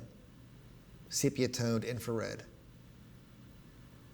And we'll okay that out. And then we'll fix that hot spot in the very top right here. And this does right pretty quickly. So that's pretty good. Okay, sepia toned infrared. Now we just want to get a little more balance. So again, that's what I like. So we'll just flatten that. And then we'll just, the gazebo is slightly off center. So we'll crop right to the edge of there, and you'll be surprised what just a little bit of cropping can do. Let's do it while we're young here. There it is. Still a little bit off to the side, but it's not that big a deal. And for up here, let's just grab the clone tool and get a bigger brush. Hit your right bracket key, make the brush larger, left bracket key to make it smaller. And we'll just grab some material here and take care of that. And this is probably okay over here. I'm not going to make a big deal out of it. That's fine. And let me see. Everything else seems to work pretty good. Here's a black spot right there. We need a small brush for that and a little magnification. So if you hold down Command and Spacebar will magnify things for you. What I want to do, a little bit smaller brush, and we'll hold down Option, select this edge of the stage. And as you can see, it kind of gives you that line to follow, which is pretty cool. It's one of the great new features in CS4. Pretty impressive. Try one more time. Just undo that a little bit. Do one more. There you go. And then Command 0 to look at the whole shoot and match. I'm sorry, Command 0, not Command O. And there's our final shot. Let's have a look-see. Bring it up a little bit. And there you go, a misty day in White Point.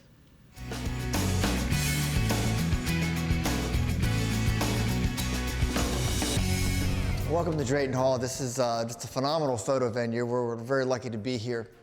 It's unrestored. It's just a lot of texture, just a beautiful place.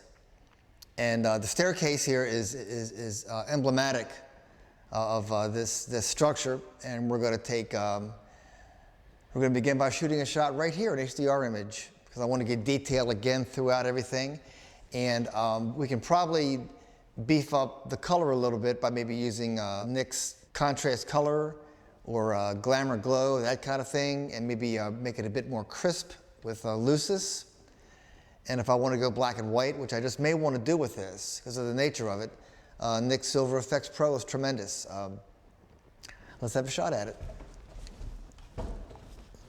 We have really nice lines. This is a 14mm lens on a full frame camera, so I'm getting this entire foyer area here. It's just tremendous. And I'm able to get all these graphic lines. And it appears to me, after just looking at it with my judgment of doing HDR, that it's probably, let me take one shot first and see where we stand. I think it's going to be about a 3-shot HDR. So this is the one. I'll take it on aperture priority. And I want to see what the camera gives me, what it thinks average is, and then we'll go from there. I'm shooting at ISO 200, so the exposures could take a little while. Okay, first exposure says that I've got to go in my opinion, up one exposure and down one. So we're going to use aperture priority, use the exposure compensation dial, and we're going to go down to -1. And again, these are longer exposures because I am at ISO 200 and it is very dim. Okay, that brings in all of the highlights. And then we'll go +1, which would be a little bit longer exposure, 13 seconds it says here. And then we'll fire off one of these. These places are just tremendous for doing interior pans. The rooms are very small, so you exaggerate the look with these stitched pans that are amazing. And again, textural, the walls, the angles, the ceilings are very ornate. There's great craftsmanship, just tremendous. And we have this shot coming up right now, and it appears that we have it all. We have all the shadows, all the highlights. Let me see. Very, very tremendously graphic image. So, onward and upward. Okay, we'll do a digital sandwich on this great staircase at Drayton Hall, and then we'll do something else afterwards to make it look a little more, beef it up a little bit. But let's just start here. There's our image, and we're going to duplicate it. On the background copy, again, we want to go up to Image, Apply Image, and we want the screen mode. We want the overexposed image. And we OK that out. And then we will duplicate the background copy. Duplicate the background copy. And then we will go into Filter, Blur, Gaussian Blur, and pick a number. That's a good one. 35 looks nice. When you have hard lines like this, for example, you want to really blur them out so you don't get those repeating like shadow lines. So really blowing them out is one way to get that real nice sandwich effect and not get those duplicated lines, which you'll get if one is not quite out of focus enough, you know. So we'll do that.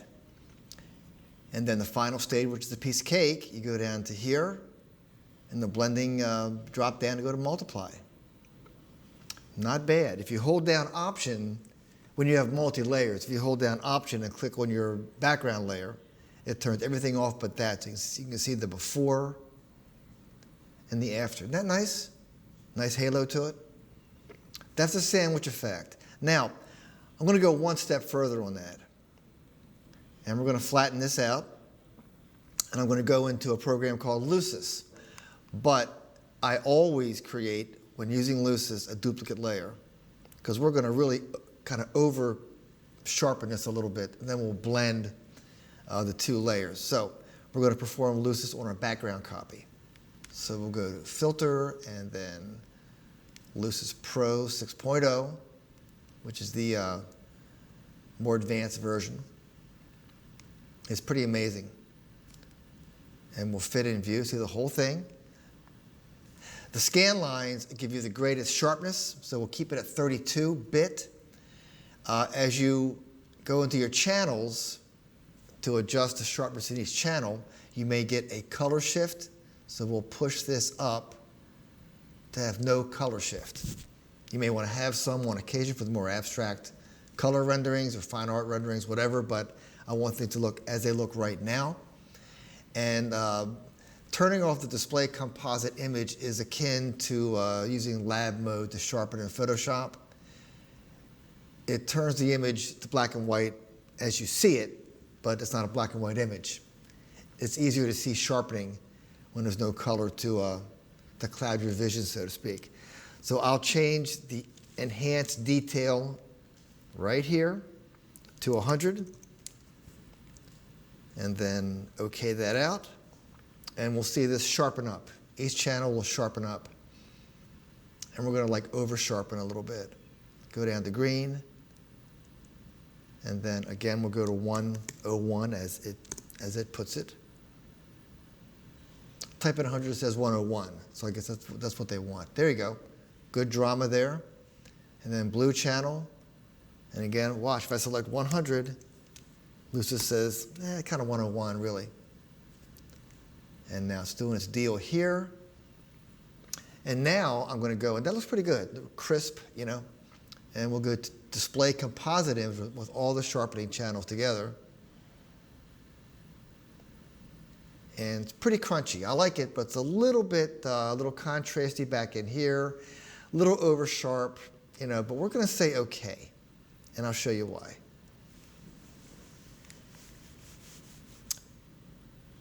Takes a while to write. There it is. Lucis is a very complicated, patented algorithm that a lot of number crunching goes on. And the great thing about Lucis Pro in particular is that no matter how far you push the software, there's no, what am I trying to say? The pixelation, there's no like breaking up. Everything's very smooth. Graduations are very smooth. It's the way it's written, how each pixel relates to each other as far as the contrast range. That's all that I know about it, technically. There we go. There it is. Real crunchy, real hard. Now we're going to go in right here to the opacity, and I go to 50% immediately.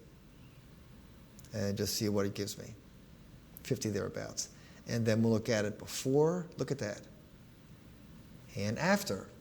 Kind of adds a little more contrast. Notice where it's kind of bright down in here. So we'll pull it back just a little more. And then that's before. There we go. A little edge to it. And that's kind of what Lucis does on this image. So let's come up here and flatten that. And we're going to save this. And we're going to save it as, I believe, yeah, okay. This is shot in Drayton Hall, by the way, in Charleston. Just tremendous place, very historic, great to photograph in. And we'll do that. Okay. And then go to, no, we're good. We'll start here and we'll go into filter, and now we're going to go into Nick. You see, we're just combining software packages. You don't need to do one and stop. You can work most of your life by adding filters and doing that, but you might not want to do that. Silver Effects Pro.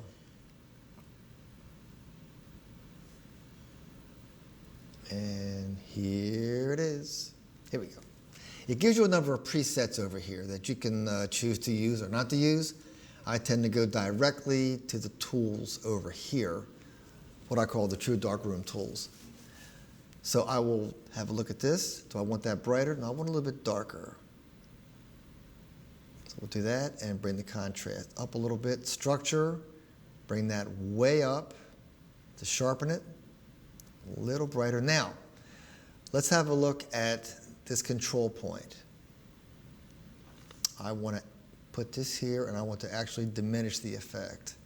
So we're going to make it a bit brighter. See that? The control point technology is NIX, and it goes through Capture NX. All the NIC plugins have this control point, which is what this is. You pick a selected area and you target the adjustment you want in that area. And we're a little blown out back here, so we'll pick another control point. And I like that whole area right in here. And then we'll make it just a little bit darker.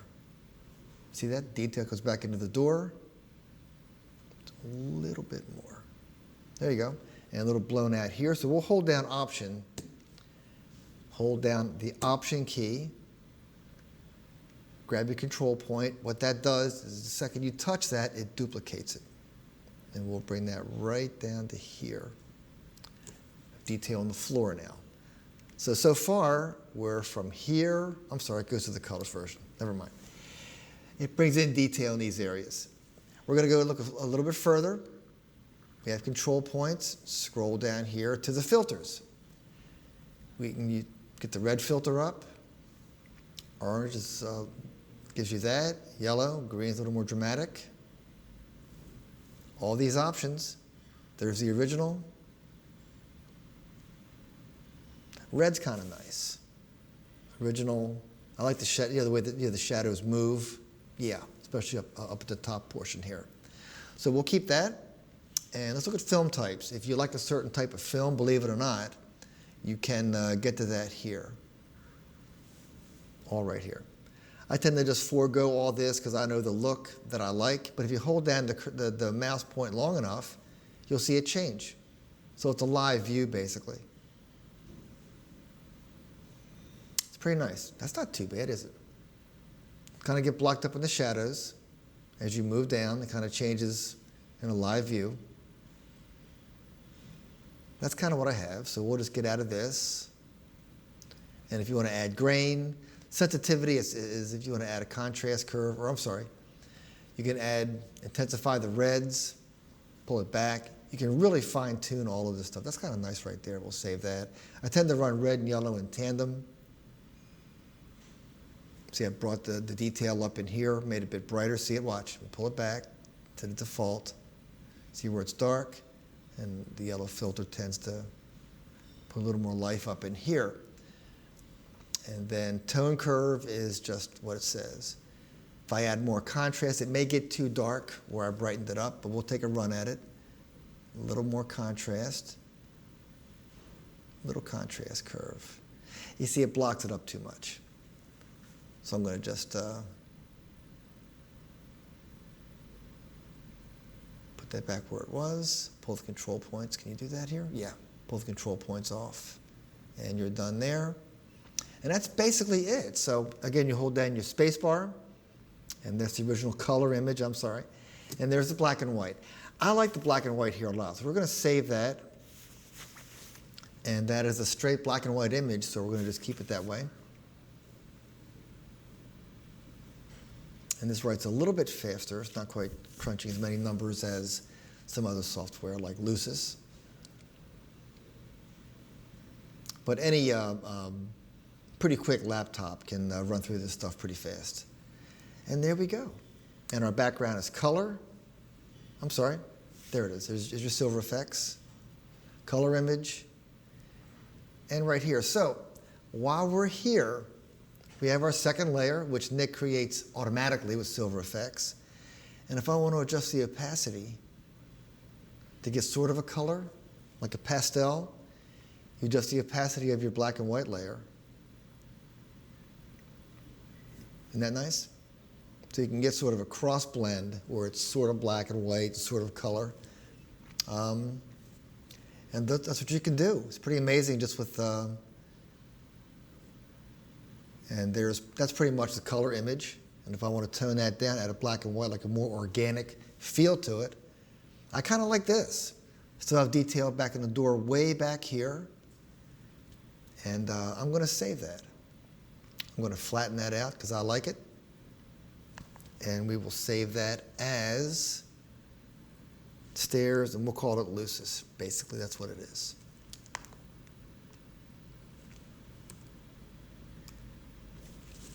And there you go.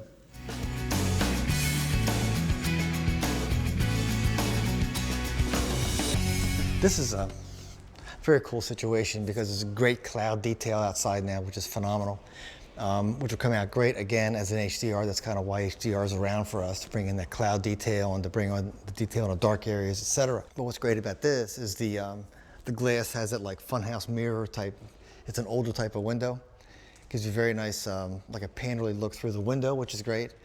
And we have a lot of color. There's green, the red brick. You have the texture in the glass, the shingles, everything's just tremendous. And I'm thinking probably about a 7-shot HDR on this. I'm going to set this up as a 7. And I'm going to see what it does. But I'm pretty sure that it will be a 7, if not more. And I say that because it's very dark here and very bright outside, obviously. So we're at f/22, 24 to 70 millimeter lens. The well is framed in one window pane. The post is framed in another. And a lot of color in this image. A lot. And again, we'll put our cable release on lock, continuous high, and fire off 7 shots. Close the window. Okay, that's going to take more, because I'm pretty sure it didn't get the foreground stuff down here where it's dark, right down there. So let's have a look. Got to unlock the cable release first. And then we'll see, that's 1 histogram says that. Okay, we have all the detail outside. And what we have on the inside. We can probably go, because I want to bring in the real dark part of the bench down there. So I'm going to say, I'm going to take it off of a 7 bracket. We go to +3. And I'm going to manually go to +4. Just for the bottom part of the frame here. And that'll be 2-second exposure. That's 2, okay. And all I want is a little detail down there. Okay, that's fine. If you open up too much in bright light, it causes flare. Flare is just starting here, but I will be cropping this up from the bottom, and that should work out quite well. Also, given the nature of this scene with all the color and the really nice feel to it, I'm thinking like a painterly type filter like Topaz Simplify will give it toned down a lot. I'll show you that in processing also. You don't want to get too crazy with this stuff. We'll give it a real nice edge, a little brighter color, a little more of a painterly type look. But this kind of scene lends itself great for HDR and for the Topaz software. Okay, this is one of my favorite things to do here. It's this is a very small room, but with the really right stuff panning head, this whole mechanism here enables me to do a stitch of a very small area. And we kind of roll this around this way, and we get all the hallway, the whole bit, but then we stitch it together. It becomes a real long pan. It looks kind of surreal because we're spreading out this very confined area. It's kind of a fun thing to do. The challenge here is that we're looking, again, we're inside shooting out. It's almost a white sky, little to no cloud details, so we need to close all the shutters. Not completely, but to put some interference up in the sky so it's not a big white hole, because bracketing of a white sky is still white. +1, -3, it's white or it's gray, it's kind of pointless. So you want to mask that so it doesn't come through. So we're going to shoot, in this sequence, 7 shots each. So we get detail inside the room and in the outside, trees and grass, and hopefully mask the sky, which we can also darken or slightly colorize using Nik, one of the Nik filters called graduated blue. I make it a very pale blue so it doesn't look off the wall because it's kind of an overcast day. So yeah, we're going to start here and we're going to pan all the way around to about here, about a 270-degree picture that'll be shown to you flat. So we're going to shoot the first sequence of 7. I put this on aperture priority, put the cable release on lock, and then when I tighten this up also, doesn't move, and then when you shoot this shot, it will basically do all the exposures for you. So, and then one more. And that's our 7 exposures. So we will do that. We went around the entire area. We'll go here. You want to overlap again about 1/3 to 2/3. I'm sorry, 1/3 to 1/2, depending on what makes you comfortable. And again, the auto bracket remains on. So if I don't set it back to 0, I'll be shooting bracketed shots forever. So since I want the 7 bracket, it'll continue on if I just press the button here. And again, here we go. Well, this is a much darker area where it's pointing. Yeah. So the exposures are a little bit longer. And we have, I think, yeah, these are quite long because it is a darker area. But we'll wait that out. And the rest of them should go by pretty quick because the rest of the room is very well lit. And that was 8 seconds. And right now it's writing. And don't forget that it does take as long to write as it takes to shoot. Here's our last one, sorry, 15 seconds. So 15 seconds to make the exposure, 15 seconds to write. So these exposures take a while.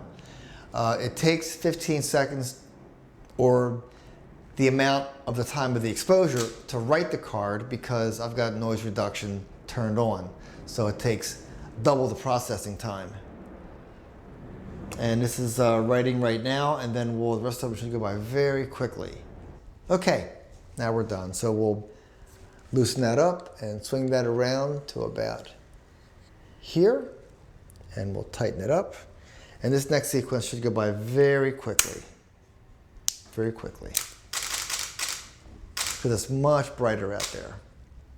And one more. Okay, 2.5 seconds is the longest exposure there.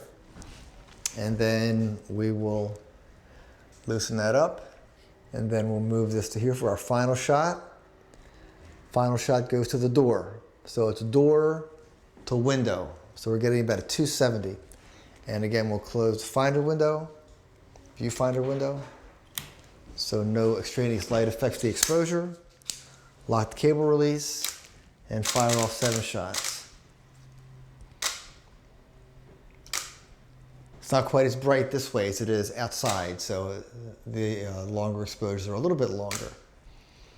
This is 6 seconds. But once they're blended together, they will be blended in the same exposure, which is kind of nice. And it's writing right now. Taking 6 seconds, and that's it. So basically, we just panned with the really right stuff panning head and the rail, which is important. And we moved from here all the way to here, which is going to look really great when it's all spread out, you know. So that's the way it works. This is another photo merge stitch, putting together a series of images, shot in a very small room, very tight, very small room, with a very wide angle lens. These are important conditions because you'll see why in a second, and what we learned from this. And we're panning 270 degrees. So we're panning around this very small room and then down a hallway. And the hope was to get a nice long stitched pan of all these angles, like flat, like in a panoramic abstract looking sort of image. So let's try that now and see what we get. I'm going to go to Automate, Photo Merge, and then since these files are all open, don't forget, reposition rather than auto. Reposition rather than auto. You can try both of them. You will settle on reposition. Add open files, and we know they're open already, and we'll say OK. Now the computer's thinking, OK, we're going to get these things stitched. We're going to find edges that are in common and make a nice, interesting pan. And what's fascinating, maybe this might work this time, I don't know. It's still writing. You need to see what the layers are doing. See that in a second. Okay, there's our layers. Okay, as you can see, it can't find a common edge. This should ordinarily be a very long, flat pan. But this is the issue. When you have a 14mm lens moving around in very tight corners, the angle of each shot changes radically. And the angles are so great that the software can't find common ground. So if you look at these, how is this image going to stitch with that? Very different sizes, etc. The angle is very great. And this angle is coming like out, and this one's going across. So it's very different. And this angle, this window here is actually here, and it can't find edges there either. So what you have is just 4 pictures that the software says, I don't know, try something else. So this one didn't work, and the reason is, in a very tight room, and by tight I mean about the size of a cell, maybe like 8 feet, maybe less, 6 feet by 6 feet, and then this long hallway right here off into the distance. The HDR on the hallway gets all the stuff in there that looks good, but the rest of them are pretty worthless as single standalone shots. So we're going to get rid of this, and we learned our lesson. Now, I've yet to try this, but next time I'm in that situation, I'm thinking that moving the camera in much smaller, like overlapping by 75, 80%, very small increments, maybe squeezing in like 5 shots where I would take 1, would make it easier for the software to do something to find the edges, to put together a pan. But in a very tight scene like that, very large, like, 1/2 to 1/3 overlaps is just not enough because of the weird angles each shot has. So smaller increments could be the answer. I'll get back to you on that. So now we're going to find one that did work. And we are right here. You know how merging works? This is a 10-shot merge. I can show you all 10. But here's the finished image. That's how it's supposed to look, okay? That is a larger room, but it's a 360. As you can see, there's the same brick wall on both sides of the image. Considering the angle at which the camera is when it photographs this brick wall, it's changed radically. At an angle, you get the much wider, wide-angle effect. When you're shooting straight on, it gets narrow because of the nature of the 14-millimeter lens. So we're going to work on this. And we're going to say, let me see. Where's my layers? Okay. We're going to duplicate this layer because I want to do a lucis maneuver on this shot. Let me check my file size first because file size can be an issue when you duplicate these very large files. And I may want to make it smaller. It's 32 meg. Perfect. So we'll duplicate that. And then we'll apply lucis to the top layer. You see, right now it looks okay, but when I show you the contrast between the lucis really crisp interpretation and this, you'll see a huge difference. This will look very soft all of a sudden. So we're going to come down here to Lucis Pro, and it should be up in a second. I love the roof on this room. It's very ornate. And we'll go down to 100% view. There's our deal. Now, I want to preserve the image color, so I'm going to push this all the way up. Sometime you might want to get some color cast. I don't on this one. And we're going to split our channels. So again, we're going to turn off the color so we can sharpen as you do in Photoshop using lab color. It's easier to see the details pop in a black and white image. At least I think it is. So we turn that off, and we're in red. And we'll move this down to my favorite number is 101. And watch how this pops in. And I might want to get a little tighter view of this to really see the crispness show up here. So when this is done rendering, okay, I will go into a 50% view. And it's got to go black and white again, but then we'll be able to see the how crisp this is here. Okay, not bad. Let's go into green, and again, bring that back down to 101. Hit enter.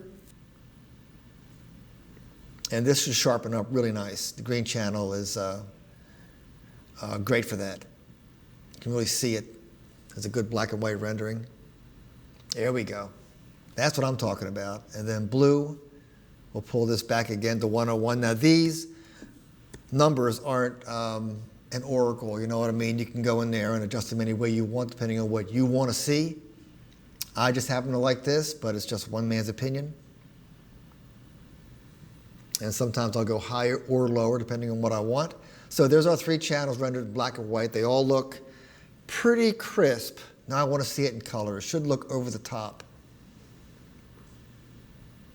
Little lens flare, doesn't matter. I don't care, it's irrelevant. I can pull that out later if I want, you know. Because when you shoot an HDR shot, when you get into overexposing by 2 and 3 shots, the real bright light will tend to flare up. It just has to.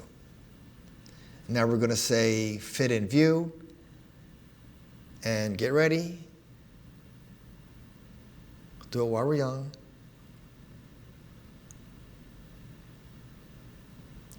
Okay, it's crazy sharp. It's crazy sharp. I mean, it's crazy. But that's going to be on a separate layer. So we'll pick what we want out of here and blend it with the original. You can do it here in in Lucis, has this mixed with the original image, but it's much faster to do in Photoshop in that layer. So here's the original, big difference. Now it's going to take a little while to render. It's got to figure it out. It's going to number crunch, take a minute or two. Also with this image, this is, what's interesting about this is that some of the shots are shot through the window, obviously, but some of them are not. So we don't need 7 images on everything. I need 7 shots where the window is in the image, but we're shooting a wall or where there's no outside light. That's 3 exposures. You don't need to have the same number of exposures on every shot in an HDR image.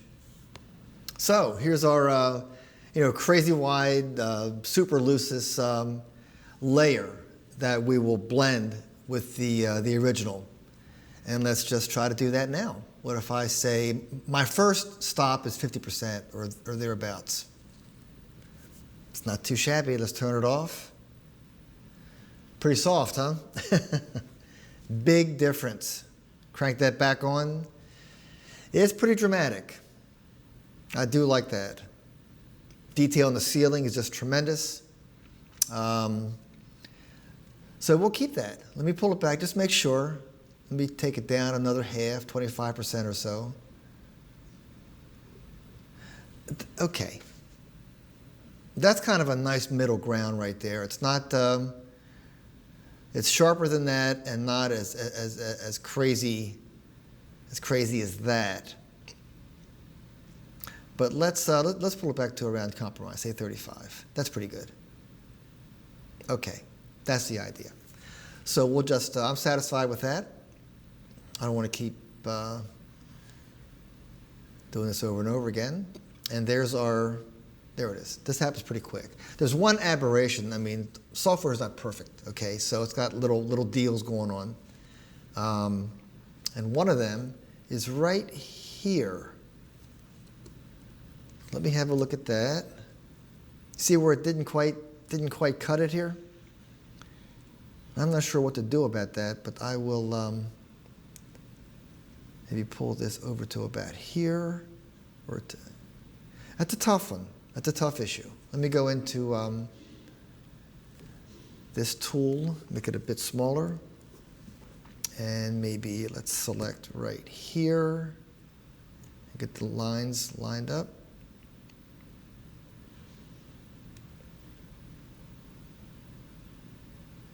Come over that way. And then let's pick right here. See if we can doctor this up a little bit. It's going to be tough, man. Okay, I can live with that. Maybe keep this right in here. This is a very small part of the image, and it is an old building. No, it's horrible. I don't like it, so I'll tell you what. I think it's better the way it was. Let me go in here and bring this back. It's one of those things. I'll take a little time doing it later. But I will get in there and take care of that, take care of that. The thing is, the overwhelming thing here is just a vast look at this image. It's just like it's a square room that shooting across 360. Notice that, that this brick wall is that brick wall. So I'm doing it in a complete circle. And one more little deal here. Let me put this back. What I would like to do is to make these doors even.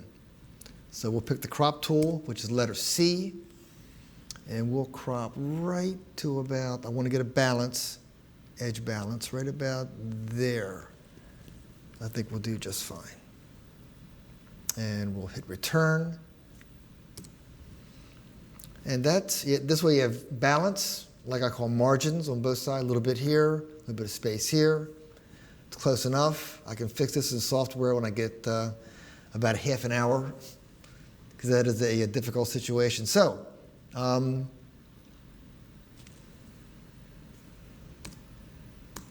there's your 360 pan.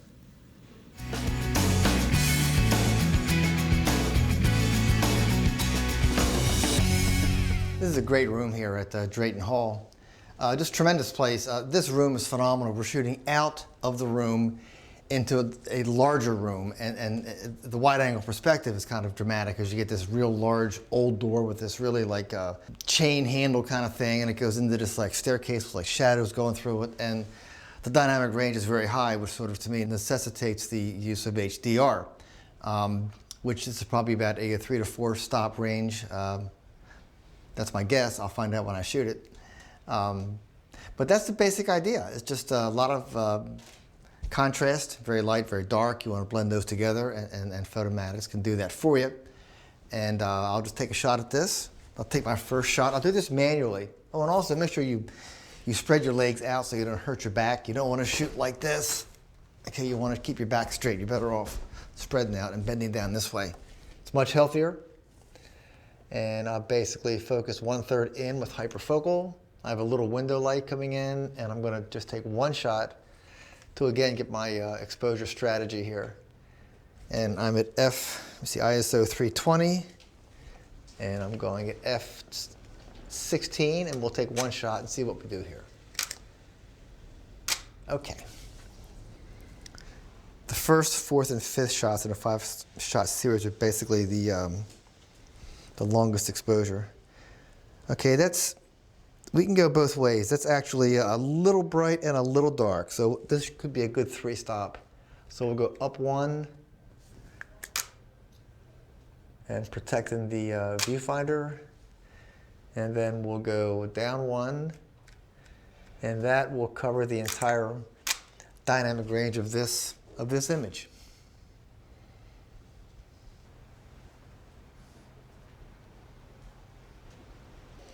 This is a great window shot. We're going to frame a tree through this like really old window with a great bolt and really moody light, very soft, bright overcast light here, and nice detail in the ceiling. And again, we're going to take, this is a very high contrast shot because there is a lot of dark and bright.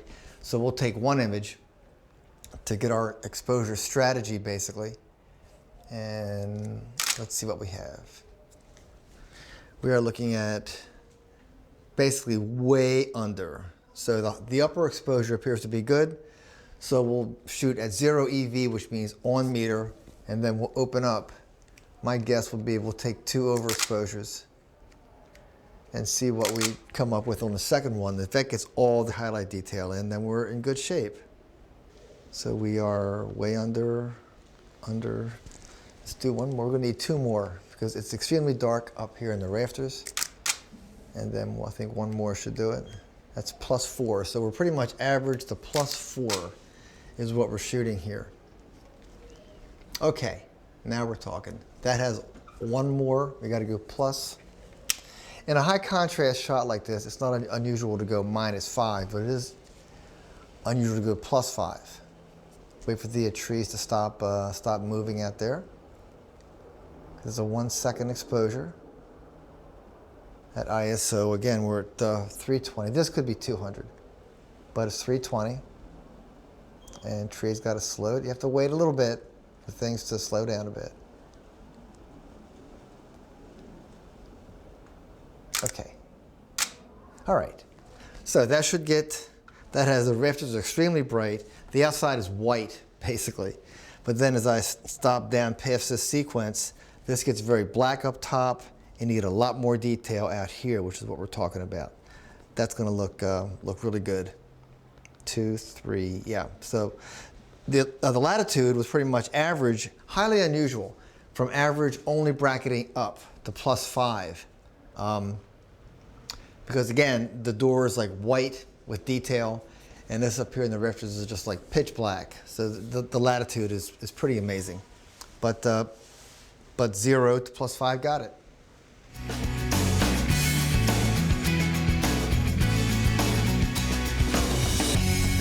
This is a remarkably small, I guess, vestibule or small little, like, a false entrance to the downstairs part here.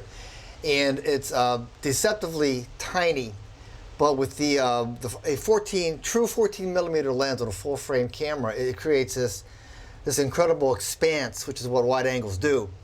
And it may be like 3 feet from the front of my lens to where the hole is, but it'll look like about 10 feet with this huge perspective, getting the brick detail, getting trees framed in here, and there appears to be enough sky detail that I can bring that out in Photomatics.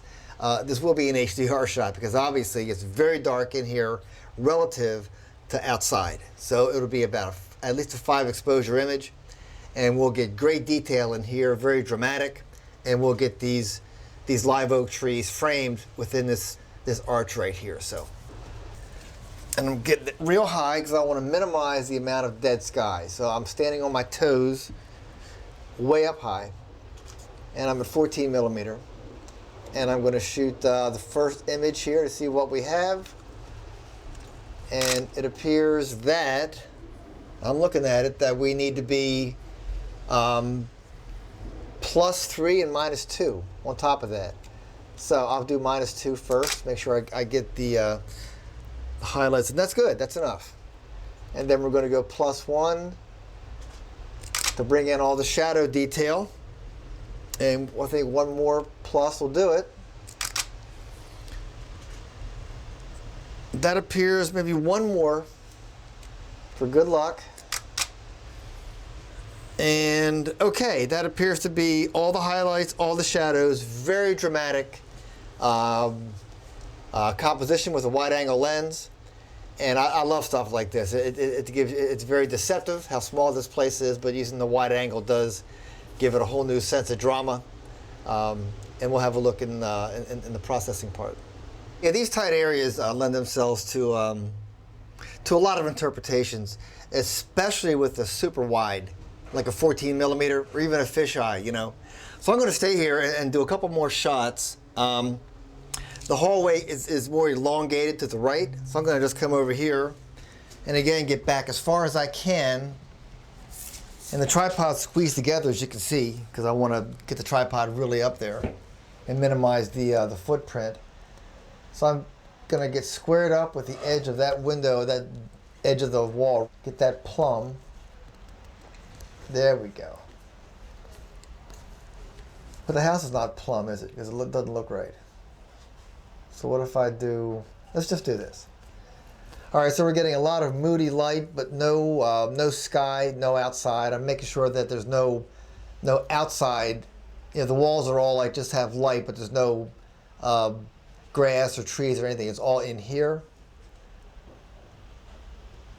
And it's really moody. So I'm going to start by taking, and you can also darken this in software, creating especially in Photomatics, you can bring in more shadows and really create a real sense of drama with these kind of scenes.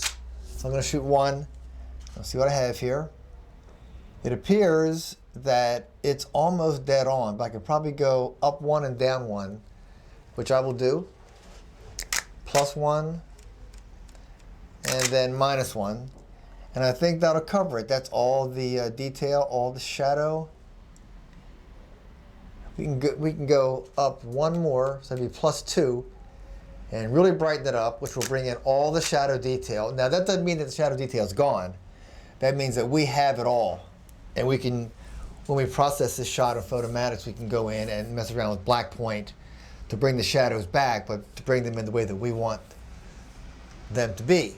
So, the same position, and I'll point up, creating a weird perspective, but I'm going to get all this really great detail up here and get a, the wide angle lens causes distortions called keystoning. So these doorways now start getting what's the word, convex. They start pointing in, which is also very dramatic. And I'm getting a lot more detail up here. So this is kind of stuff that I like. We're at 14 millimeter. And again, we'll keep it at what we did before. So we'll take one straight shot. Let me move this down just a shade because I don't want to merge the floor with the bottom of the frame. There we go. Okay. And it's the same idea. So we'll go down one. And we'll go up 2. 1. So this exposure sequence is average -1 +2. It's a very evenly lit scene. And this will look really great either in black and white, high contrast black and white, like you used the red filter back in the old days. And I use Nick's Silver FX Pro for all black and white processing because it's absolutely astonishingly remarkable software. I think it's the best black and white program out there right now that I've seen. And I'm not a Photoshop guru. I'm sure people like these really good Photoshop guys and girls can replicate that, but I can't. So I use Silver FX Pro, which is great. Gets rave reviews, easy to use. Okay, now we're here again, and I'll use the exact same exposure strategy. I'll take a horizontal, so I'm getting more stuff from the sides, getting that really deep perspective. And we'll shoot one and have a look at it. And that's a 3-shot HDR, because it's just slightly spiking on both sides. And that has all the highlights, all the shadows, and right in the middle.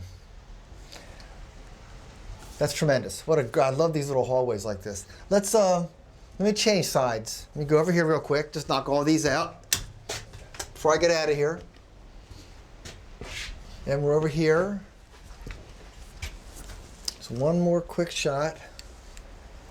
Yeah, this is also very different. You have a nice hard edge up here. So again, I want to get as high as I can. Oh yeah, this is a different shot. And you'll see this in the gallery. This is a different perspective. The brick and mortar are different everywhere, and this great texture. A little more brick over here that will color up a little bit in software. Okay, and then we're going to shoot one, get our base exposure here. And it looks like we can go, we're kind of right at the edge of the histogram. So I'm going to go up one, and that should give us all the shadows, and I can go up one more because that histogram line is still touching the very edge, and I want it included, I want it in. I want to see a visible space between that histogram line and the shadow part of the frame, or the histogram. And I want to go up to +2. Okay, now that's all the shadow. That's good. And we can go down one more. So it did wind up being +2 to -1. So even though it looked real close, I still needed to shoot a number of exposures. Okay, that's the whole shoot and match right there. We have all the highlights somewhere in the middle and all the shadows. This is going to look good. The detail here is tremendous. Good stuff.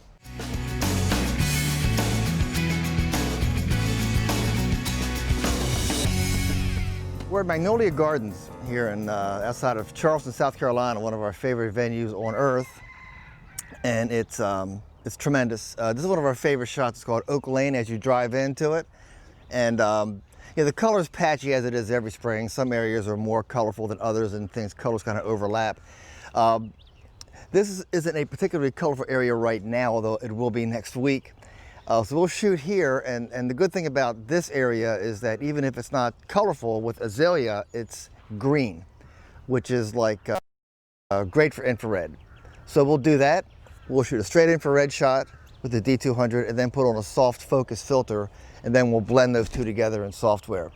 Right now the light's very even, and let's take a shot and see what happens. The camera's on timer, and we're filling the frame with as much of that gnarly tree as we can. And we're going to press that button and wait a couple seconds for it to trigger. Okay, let's see what we have. It's going to write pretty quick. Here we go. That's good exposure and composition's fine. Let me see. That's good. And I'm going to drop on a soft focus filter, which is great with infrared. This is the Stingray soft ray filter. See that? And this will give it more of that infrared glow that, for those of you who have shot infrared in the past with film, you can overdevelop it to get that glow kind of a look. And you can get that to an extent with this filter. 3-second exposure at f/22 at ISO 100. Okay, I think these will go together extremely well. Yeah, that's not bad. There's much more color in different parts of Magnolia Gardens, and we're gonna seek that out right now and move on. We're gonna do one more infrared conversion and try a different way to soften it up, give it kind of a glow look. There's many ways you can do that. But again, to start with, we're gonna go in and hold down our command key and make sure that nothing's blown out. Right now, a lot of stuff is blown out, and pull that back.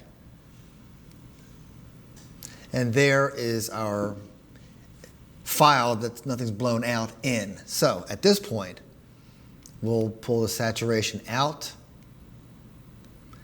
and add a little contrast back in, which will bring the histogram up, but that's okay. There we go. Right about there.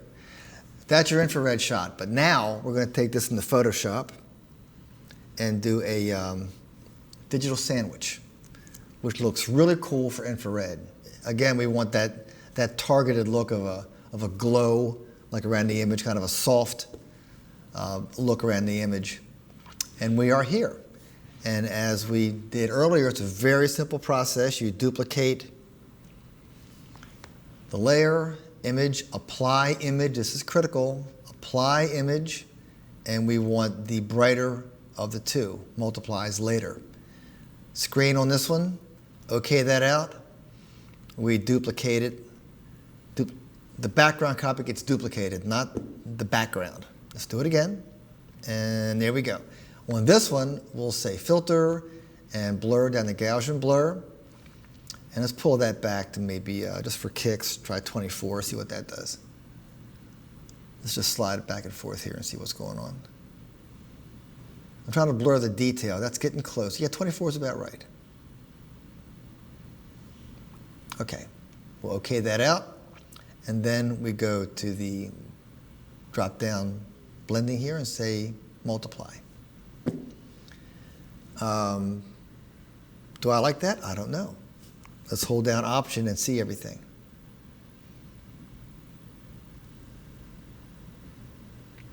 That's got a neat look to it.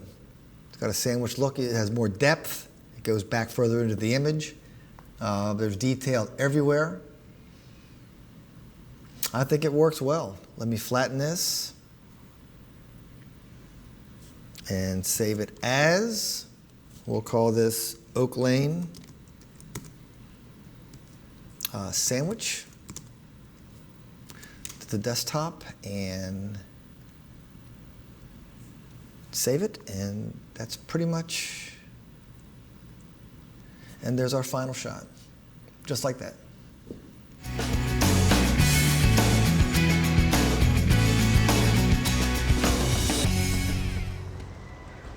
Okay, this is a great bridge here. The red bridge is beautiful, but the light is kind of patchy, and only one side of it has great flowers on it.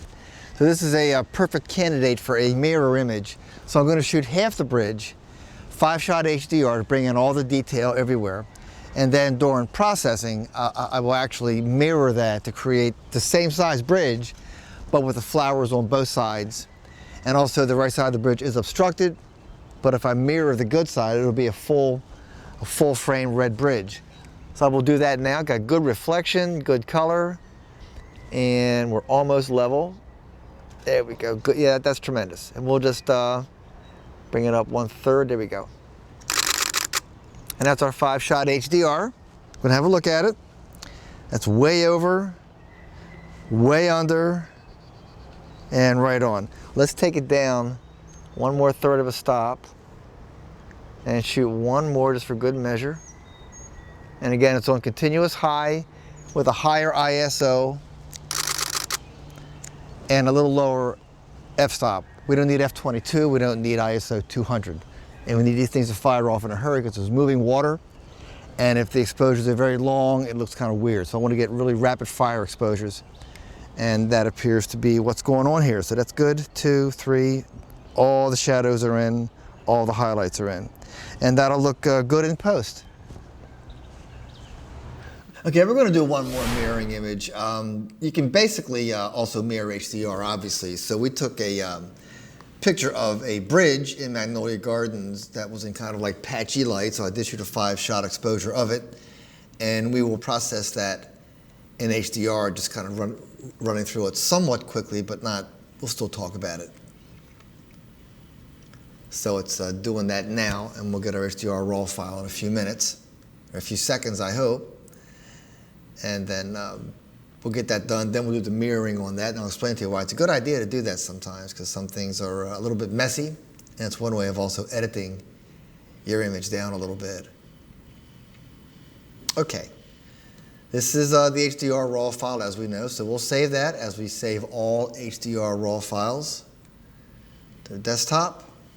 And then we'll tone map it, Command-T, or tone map here on the, hit that button. Now this is our last, as I said before, our last HDR process. We'll have a look at this right here. So here's our HDR file. Histogram looks good. We can probably keep that as is, which does happen on occasion. If you like what you get, and I think this is fine.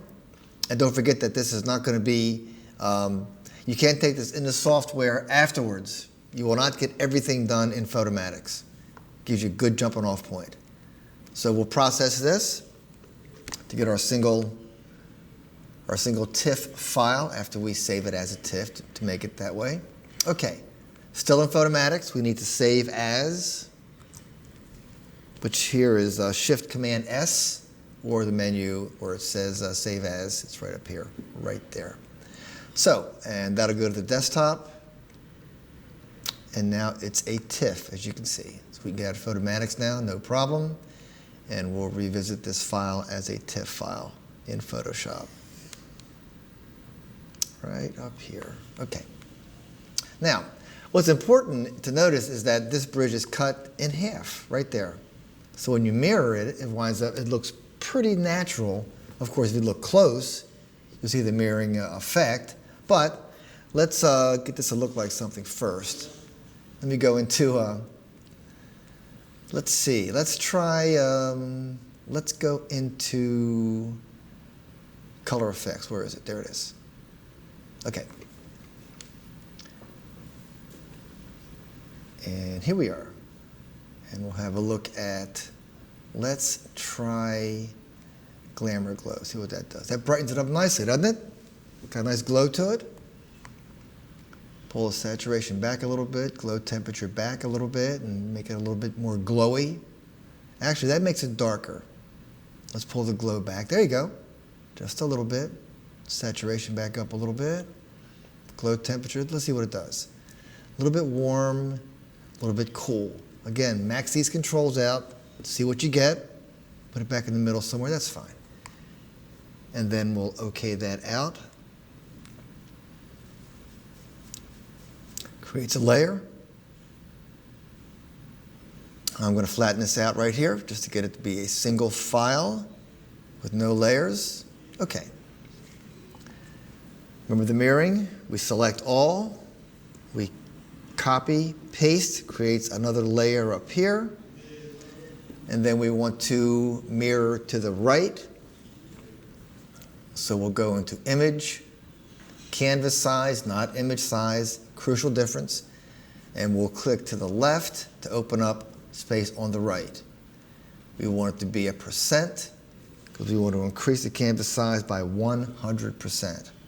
We OK that out, and so we can see it. There we go. Now, we'll go Command-T, or we can show you Edit, Free Transform, select there. Our little square here is critical. I've been known to miss this, so you have to pay attention. We want it to go over here. So we're going to click on the right center, right there. And then we hold down Control, click on the image, go down to Flip Horizontal, and then hit Return to get rid of the points. And then we will flatten this if we think it's okay to get rid of the line. Here's our final shot. Now, could I crop that back a little bit? I think it's fine. I think it's okay. Let's do this. A little heavy-handed on the ends. So I might pull this in. And I'm getting rid of some of the red. You know what? I think it's fine the way it is. And let's go here to here. And there's our final shot.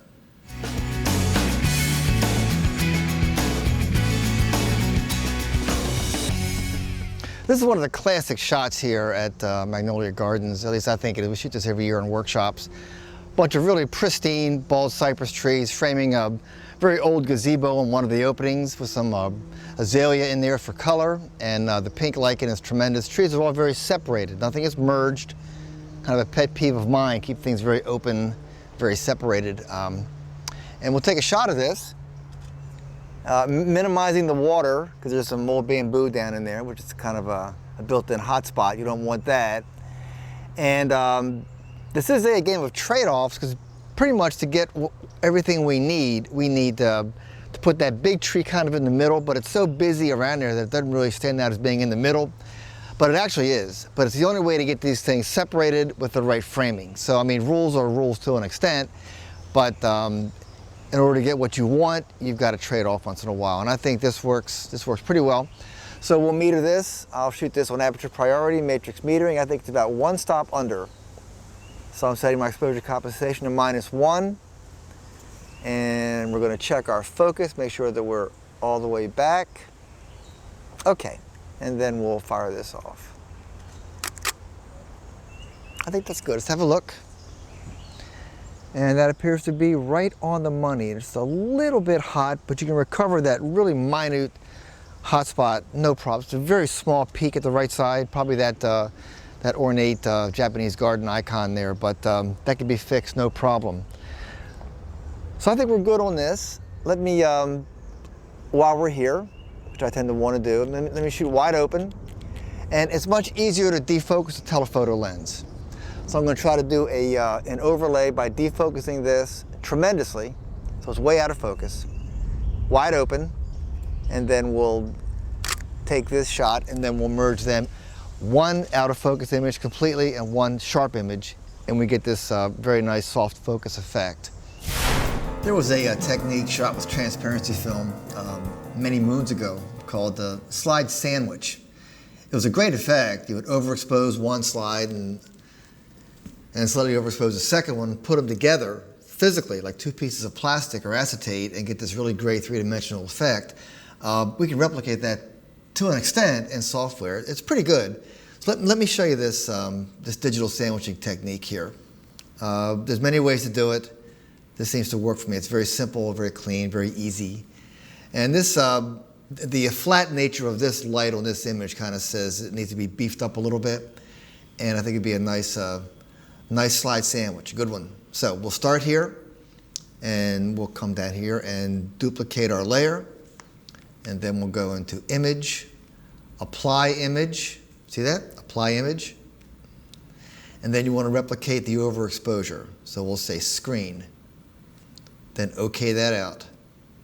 And then copy the background copy. That's critical. Copy the background copy. Bring that down to here. And then we'll go into Filter, Blur, and go into Gaussian, not Gaussian, Gaussian Blur. And I like about 16. Change this number to anything.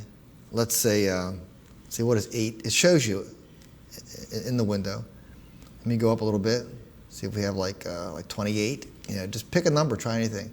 Let's try 18.3. Doesn't matter. You can always change it. OK that out. And then back in the Layers palette, you go to Normal, go down to Multiply. And that's your sandwich effect. It's not bad. The shadows are blocked up, which is normal because it's a high contrast situation. It's a little bit bright, so I will go in here and I will flatten the image because I like the effect. The effect's fine. But then we'll go into Layer, New Adjustment Layer, go into Curves, and we'll just darken it a little bit. There's our layer right here, and we'll just bring it back a little bit. I bet right about there. And yeah, that's the idea. There's your sandwich. So we'll turn it off, turn it back on. And that's the idea. Let's try it, bring it back a little bit. Oh, yeah, that was fine where it was. Again, it's inherent in this technique to get slightly blocked up shadows. And that's what we have here. And you're going to constantly fine tune this stuff. That's really bright. I can do that, that's good. And that's before, and that's after. It's a digital sandwich effect. And for those who shot sandwiches back in the old days, quote unquote old days, it's not too bad. I mean, I like it. I use this a lot to give images that are flat a little more depth, a little thicker feel, visual feel to look at it, you know. And then I will either save this as is and go back into it later, or I'll flatten it for printing. You can also print with the layers, you know, it's personal preference. But that's basically what we're talking about here.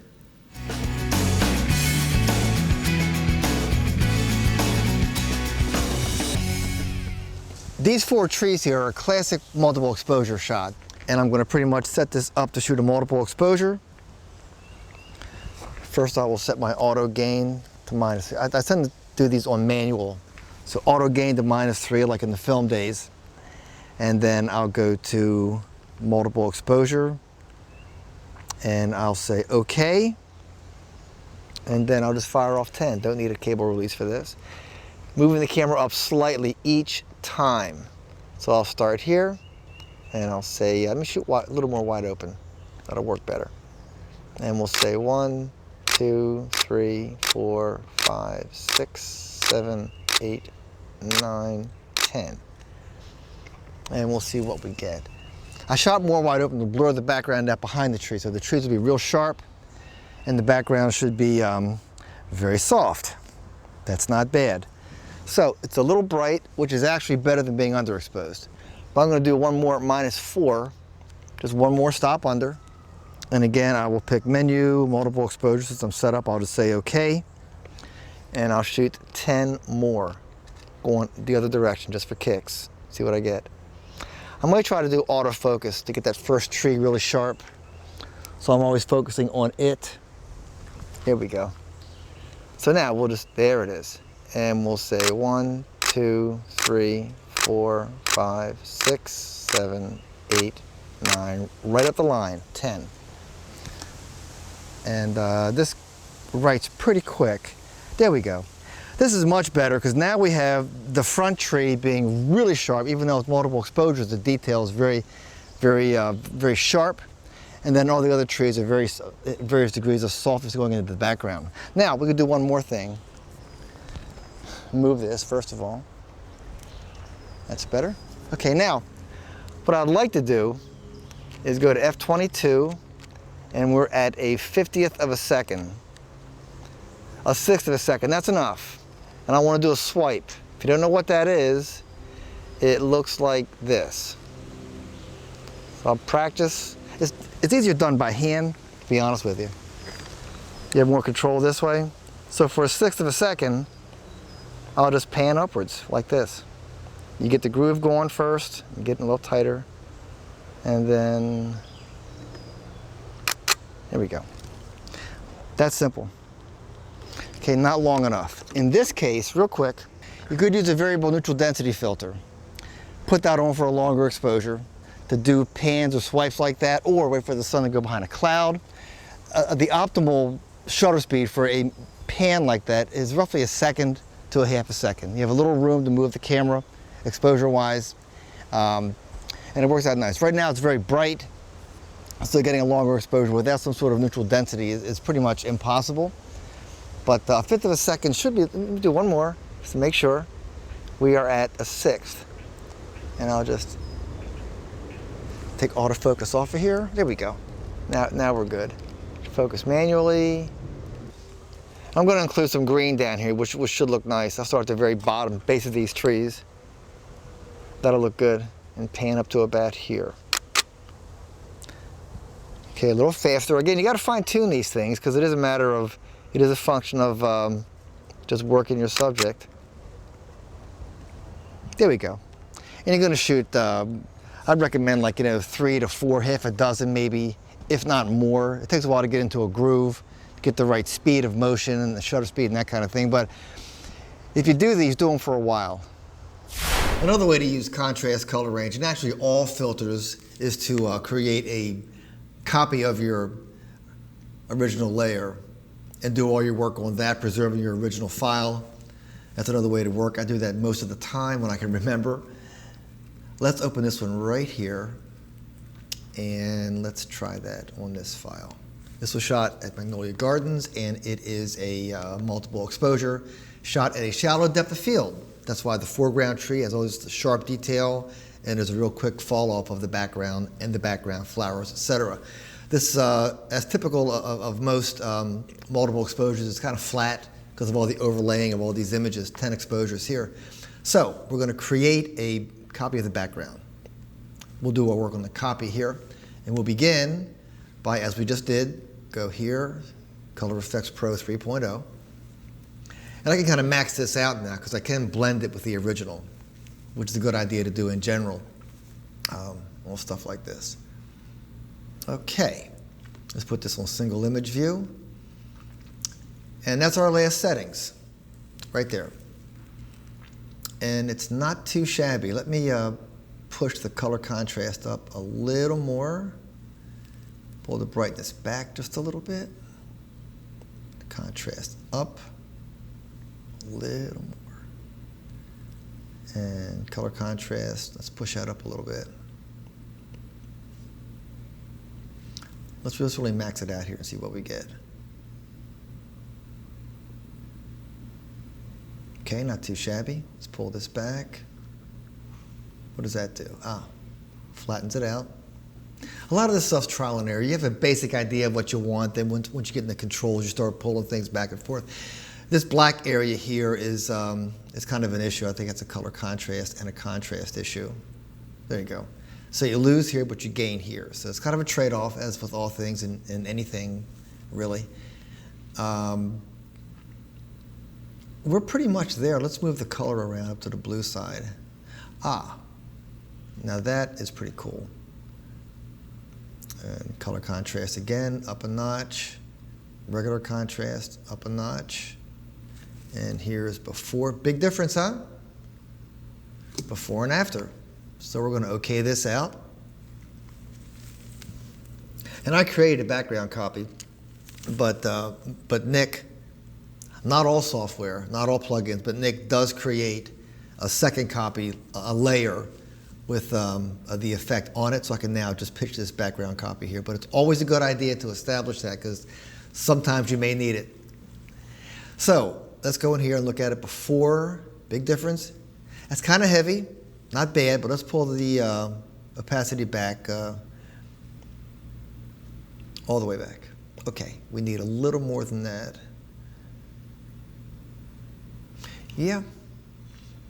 That's actually fine as is. Let me see. There's detail in the black areas. It's not too shabby. All right, let's just flatten this out. We pretty much are going to keep this. We didn't blend because we didn't need to in this case. And that looks all right. I like the detail here, which is nice. Let's see what else we have here. Yeah, I think that that will do it. Let's go here and, yeah. Again, we went from, go to history, and we'll go from here, you know, and then we wound up here. Again, for any kind of flat image, like I say, overcast days or multiple exposures, any kind of camera movement at all, panning or that kind of thing, most of them come out pretty flat. And this is the filter that will take care of that for you. It'll give you all this stuff, a lot of punch, a lot more detail, etc. So we're going to save this out, and that will pretty much be it. And we'll put that to the desktop, and there you go. Mastering photography takes persistence and practice. Stay with it, and look forward to future installments from the PhotoMasters edition of the Ultimate Photo Guide Digital Photography Series.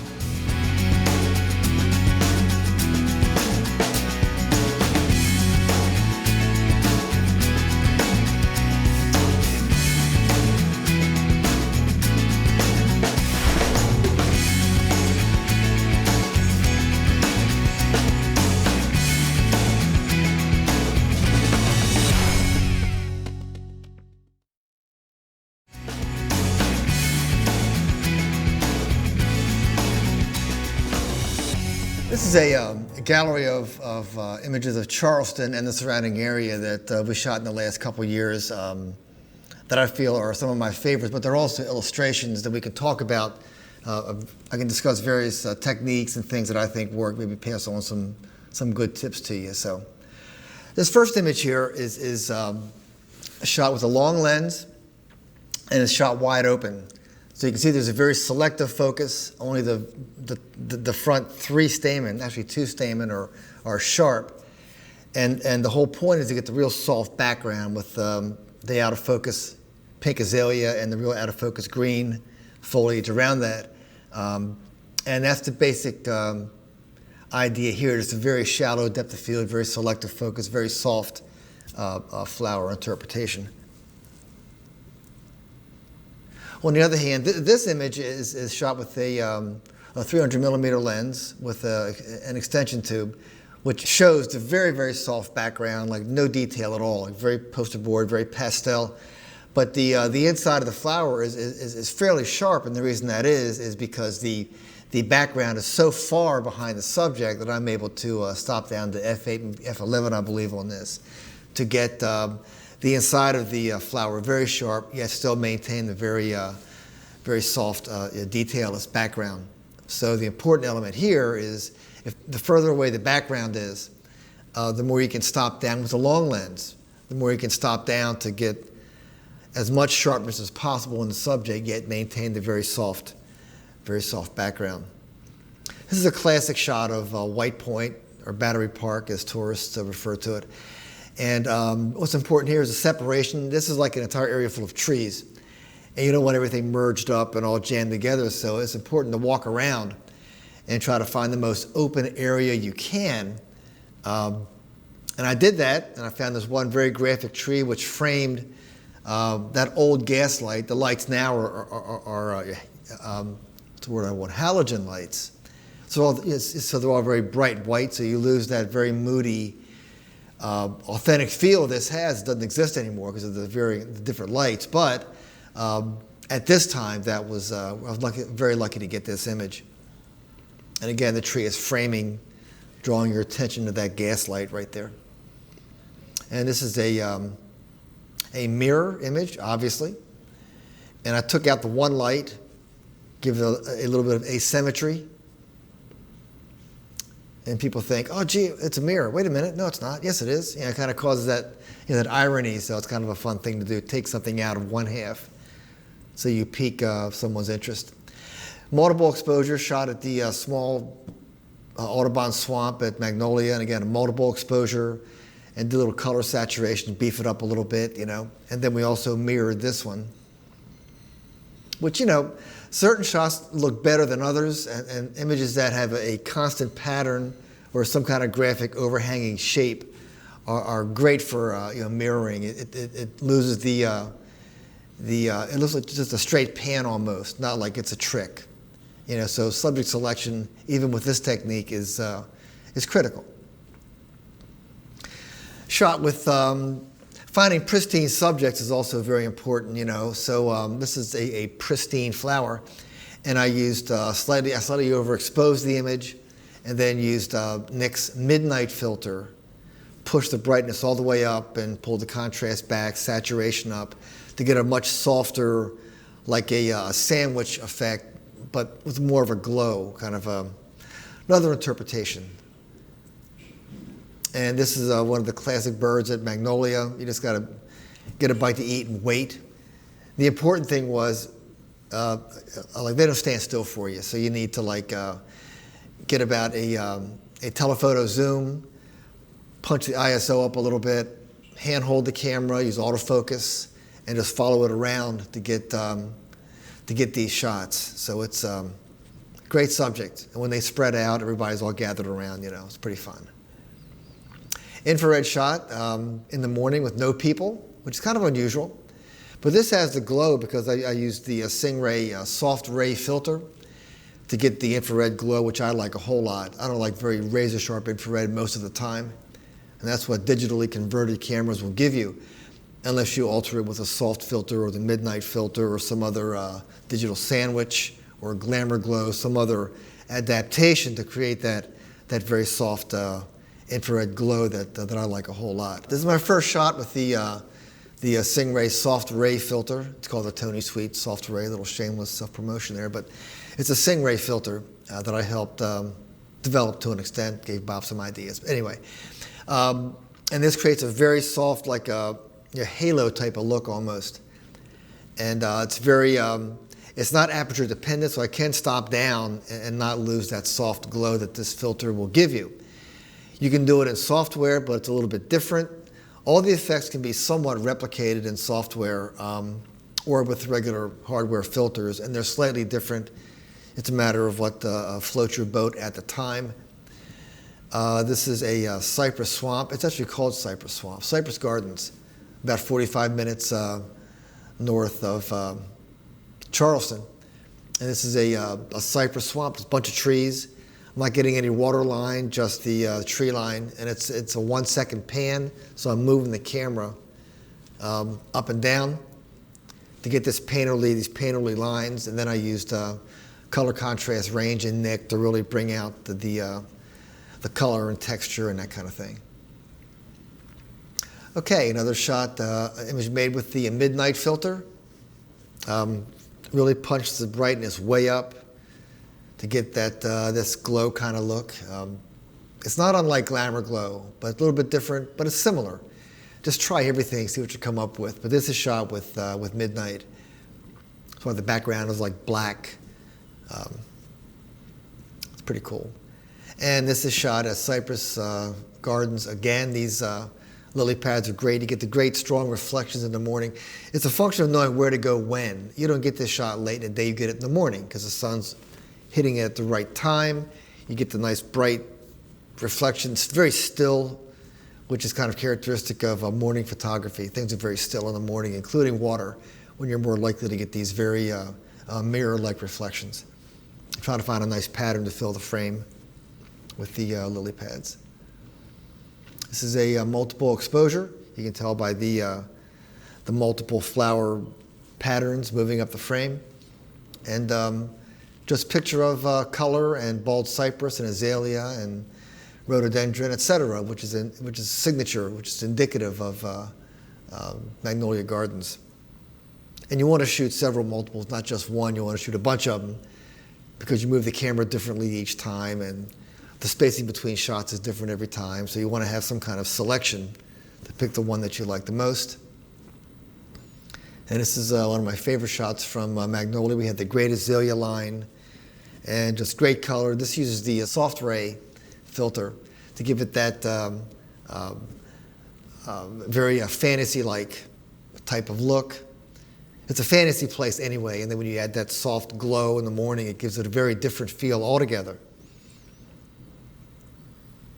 And this is a sharp infrared. I kind of like this, has a photojournalistic look to it, you know, and I like this a lot. It's a very fun image, very ironic, very clean fern. One of my favorite IRs. You have the petals falling down from the brick wall, and kind of has, like I say, a photojournalistic look to it, you know. And again, green lily pads, green equals infrared, because it gives off this great infrared, and I grab that camera immediately on this type of scene. It's just made for it. Just tremendous. Filling the frame with the subject, very high horizon line, just showing all the foreground. Wide angle lens, get that rapid fall off, very dramatic. The wide angle drama on something like this. Again, it's a still life, infrared sandwich, where I shoot one and then duplicate it and do the sandwich maneuver to get this more of a dense, like a thicker type of look. It also gives it a go. Look at the handles on the bench, they kind of glow. They have that infrared glow kind of thing. Another infrared. I love infrared in the springtime. But shot with a 18 millimeter, right maybe like 6 inches from the sand. This area is maybe like 8 feet by 5 feet. It's very small. But the wide angle lens held close to the foreground gives it a much more expansive look. It's an example of using the tools that you have to their best advantage, and that's what's happening here. Whoa, it's a heavy Lucis pro intervention image, It has a checkerboard pattern, which is a Lucis signature look, and it's processed many times, 5 or 6 times, just layer over layer over layer. And what's amazing here is, as much as it's processed, how far it's pushed, if you look closely, everything is smoothly graduated. There's no pixelation. There's no hint that it's been heavily manipulated. I mean, by looking at it, you can tell, but not by the extreme pixelation, because there is none. This remains a very smooth image, which is a function of a very well-written algorithm. Just tremendous.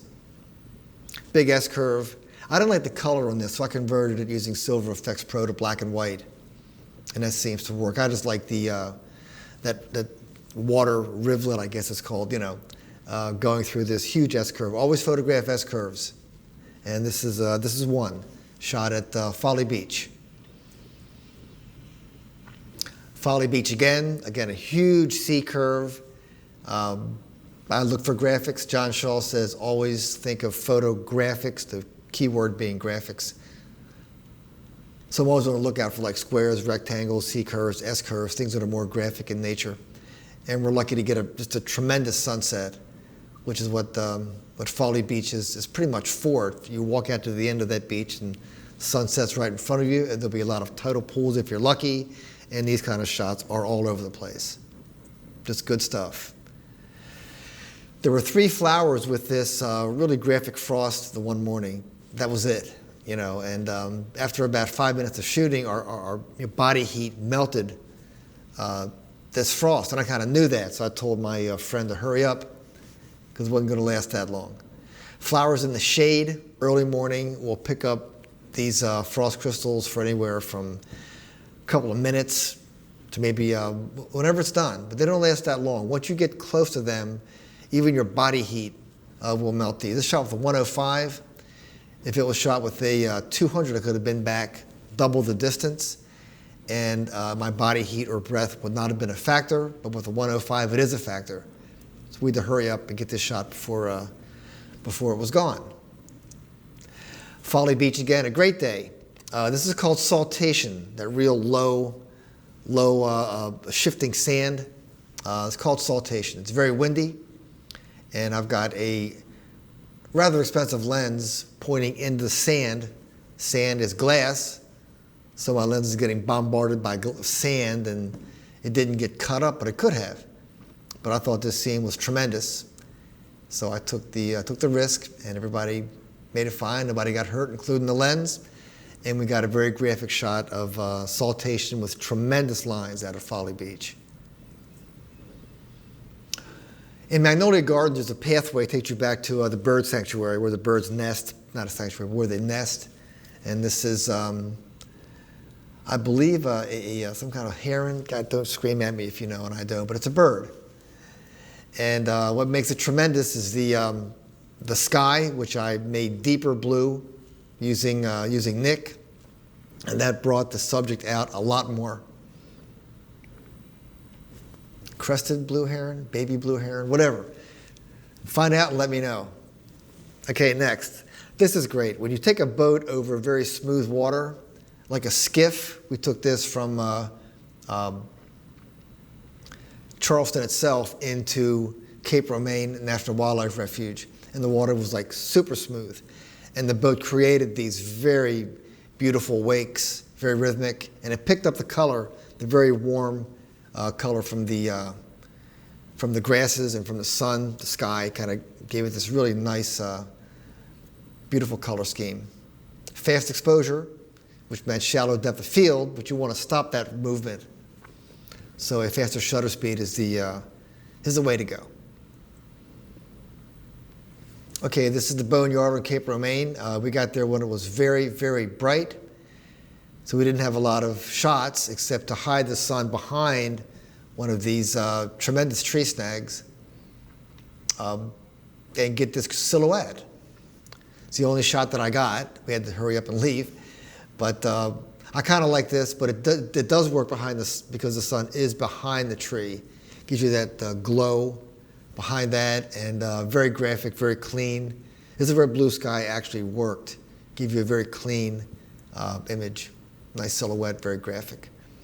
One of my favorite things to do right now, and that changes day to day, but as of now, is to shoot a color and black and white image, which means basically use Silver Effects Pro, which creates another layer, and then you paint.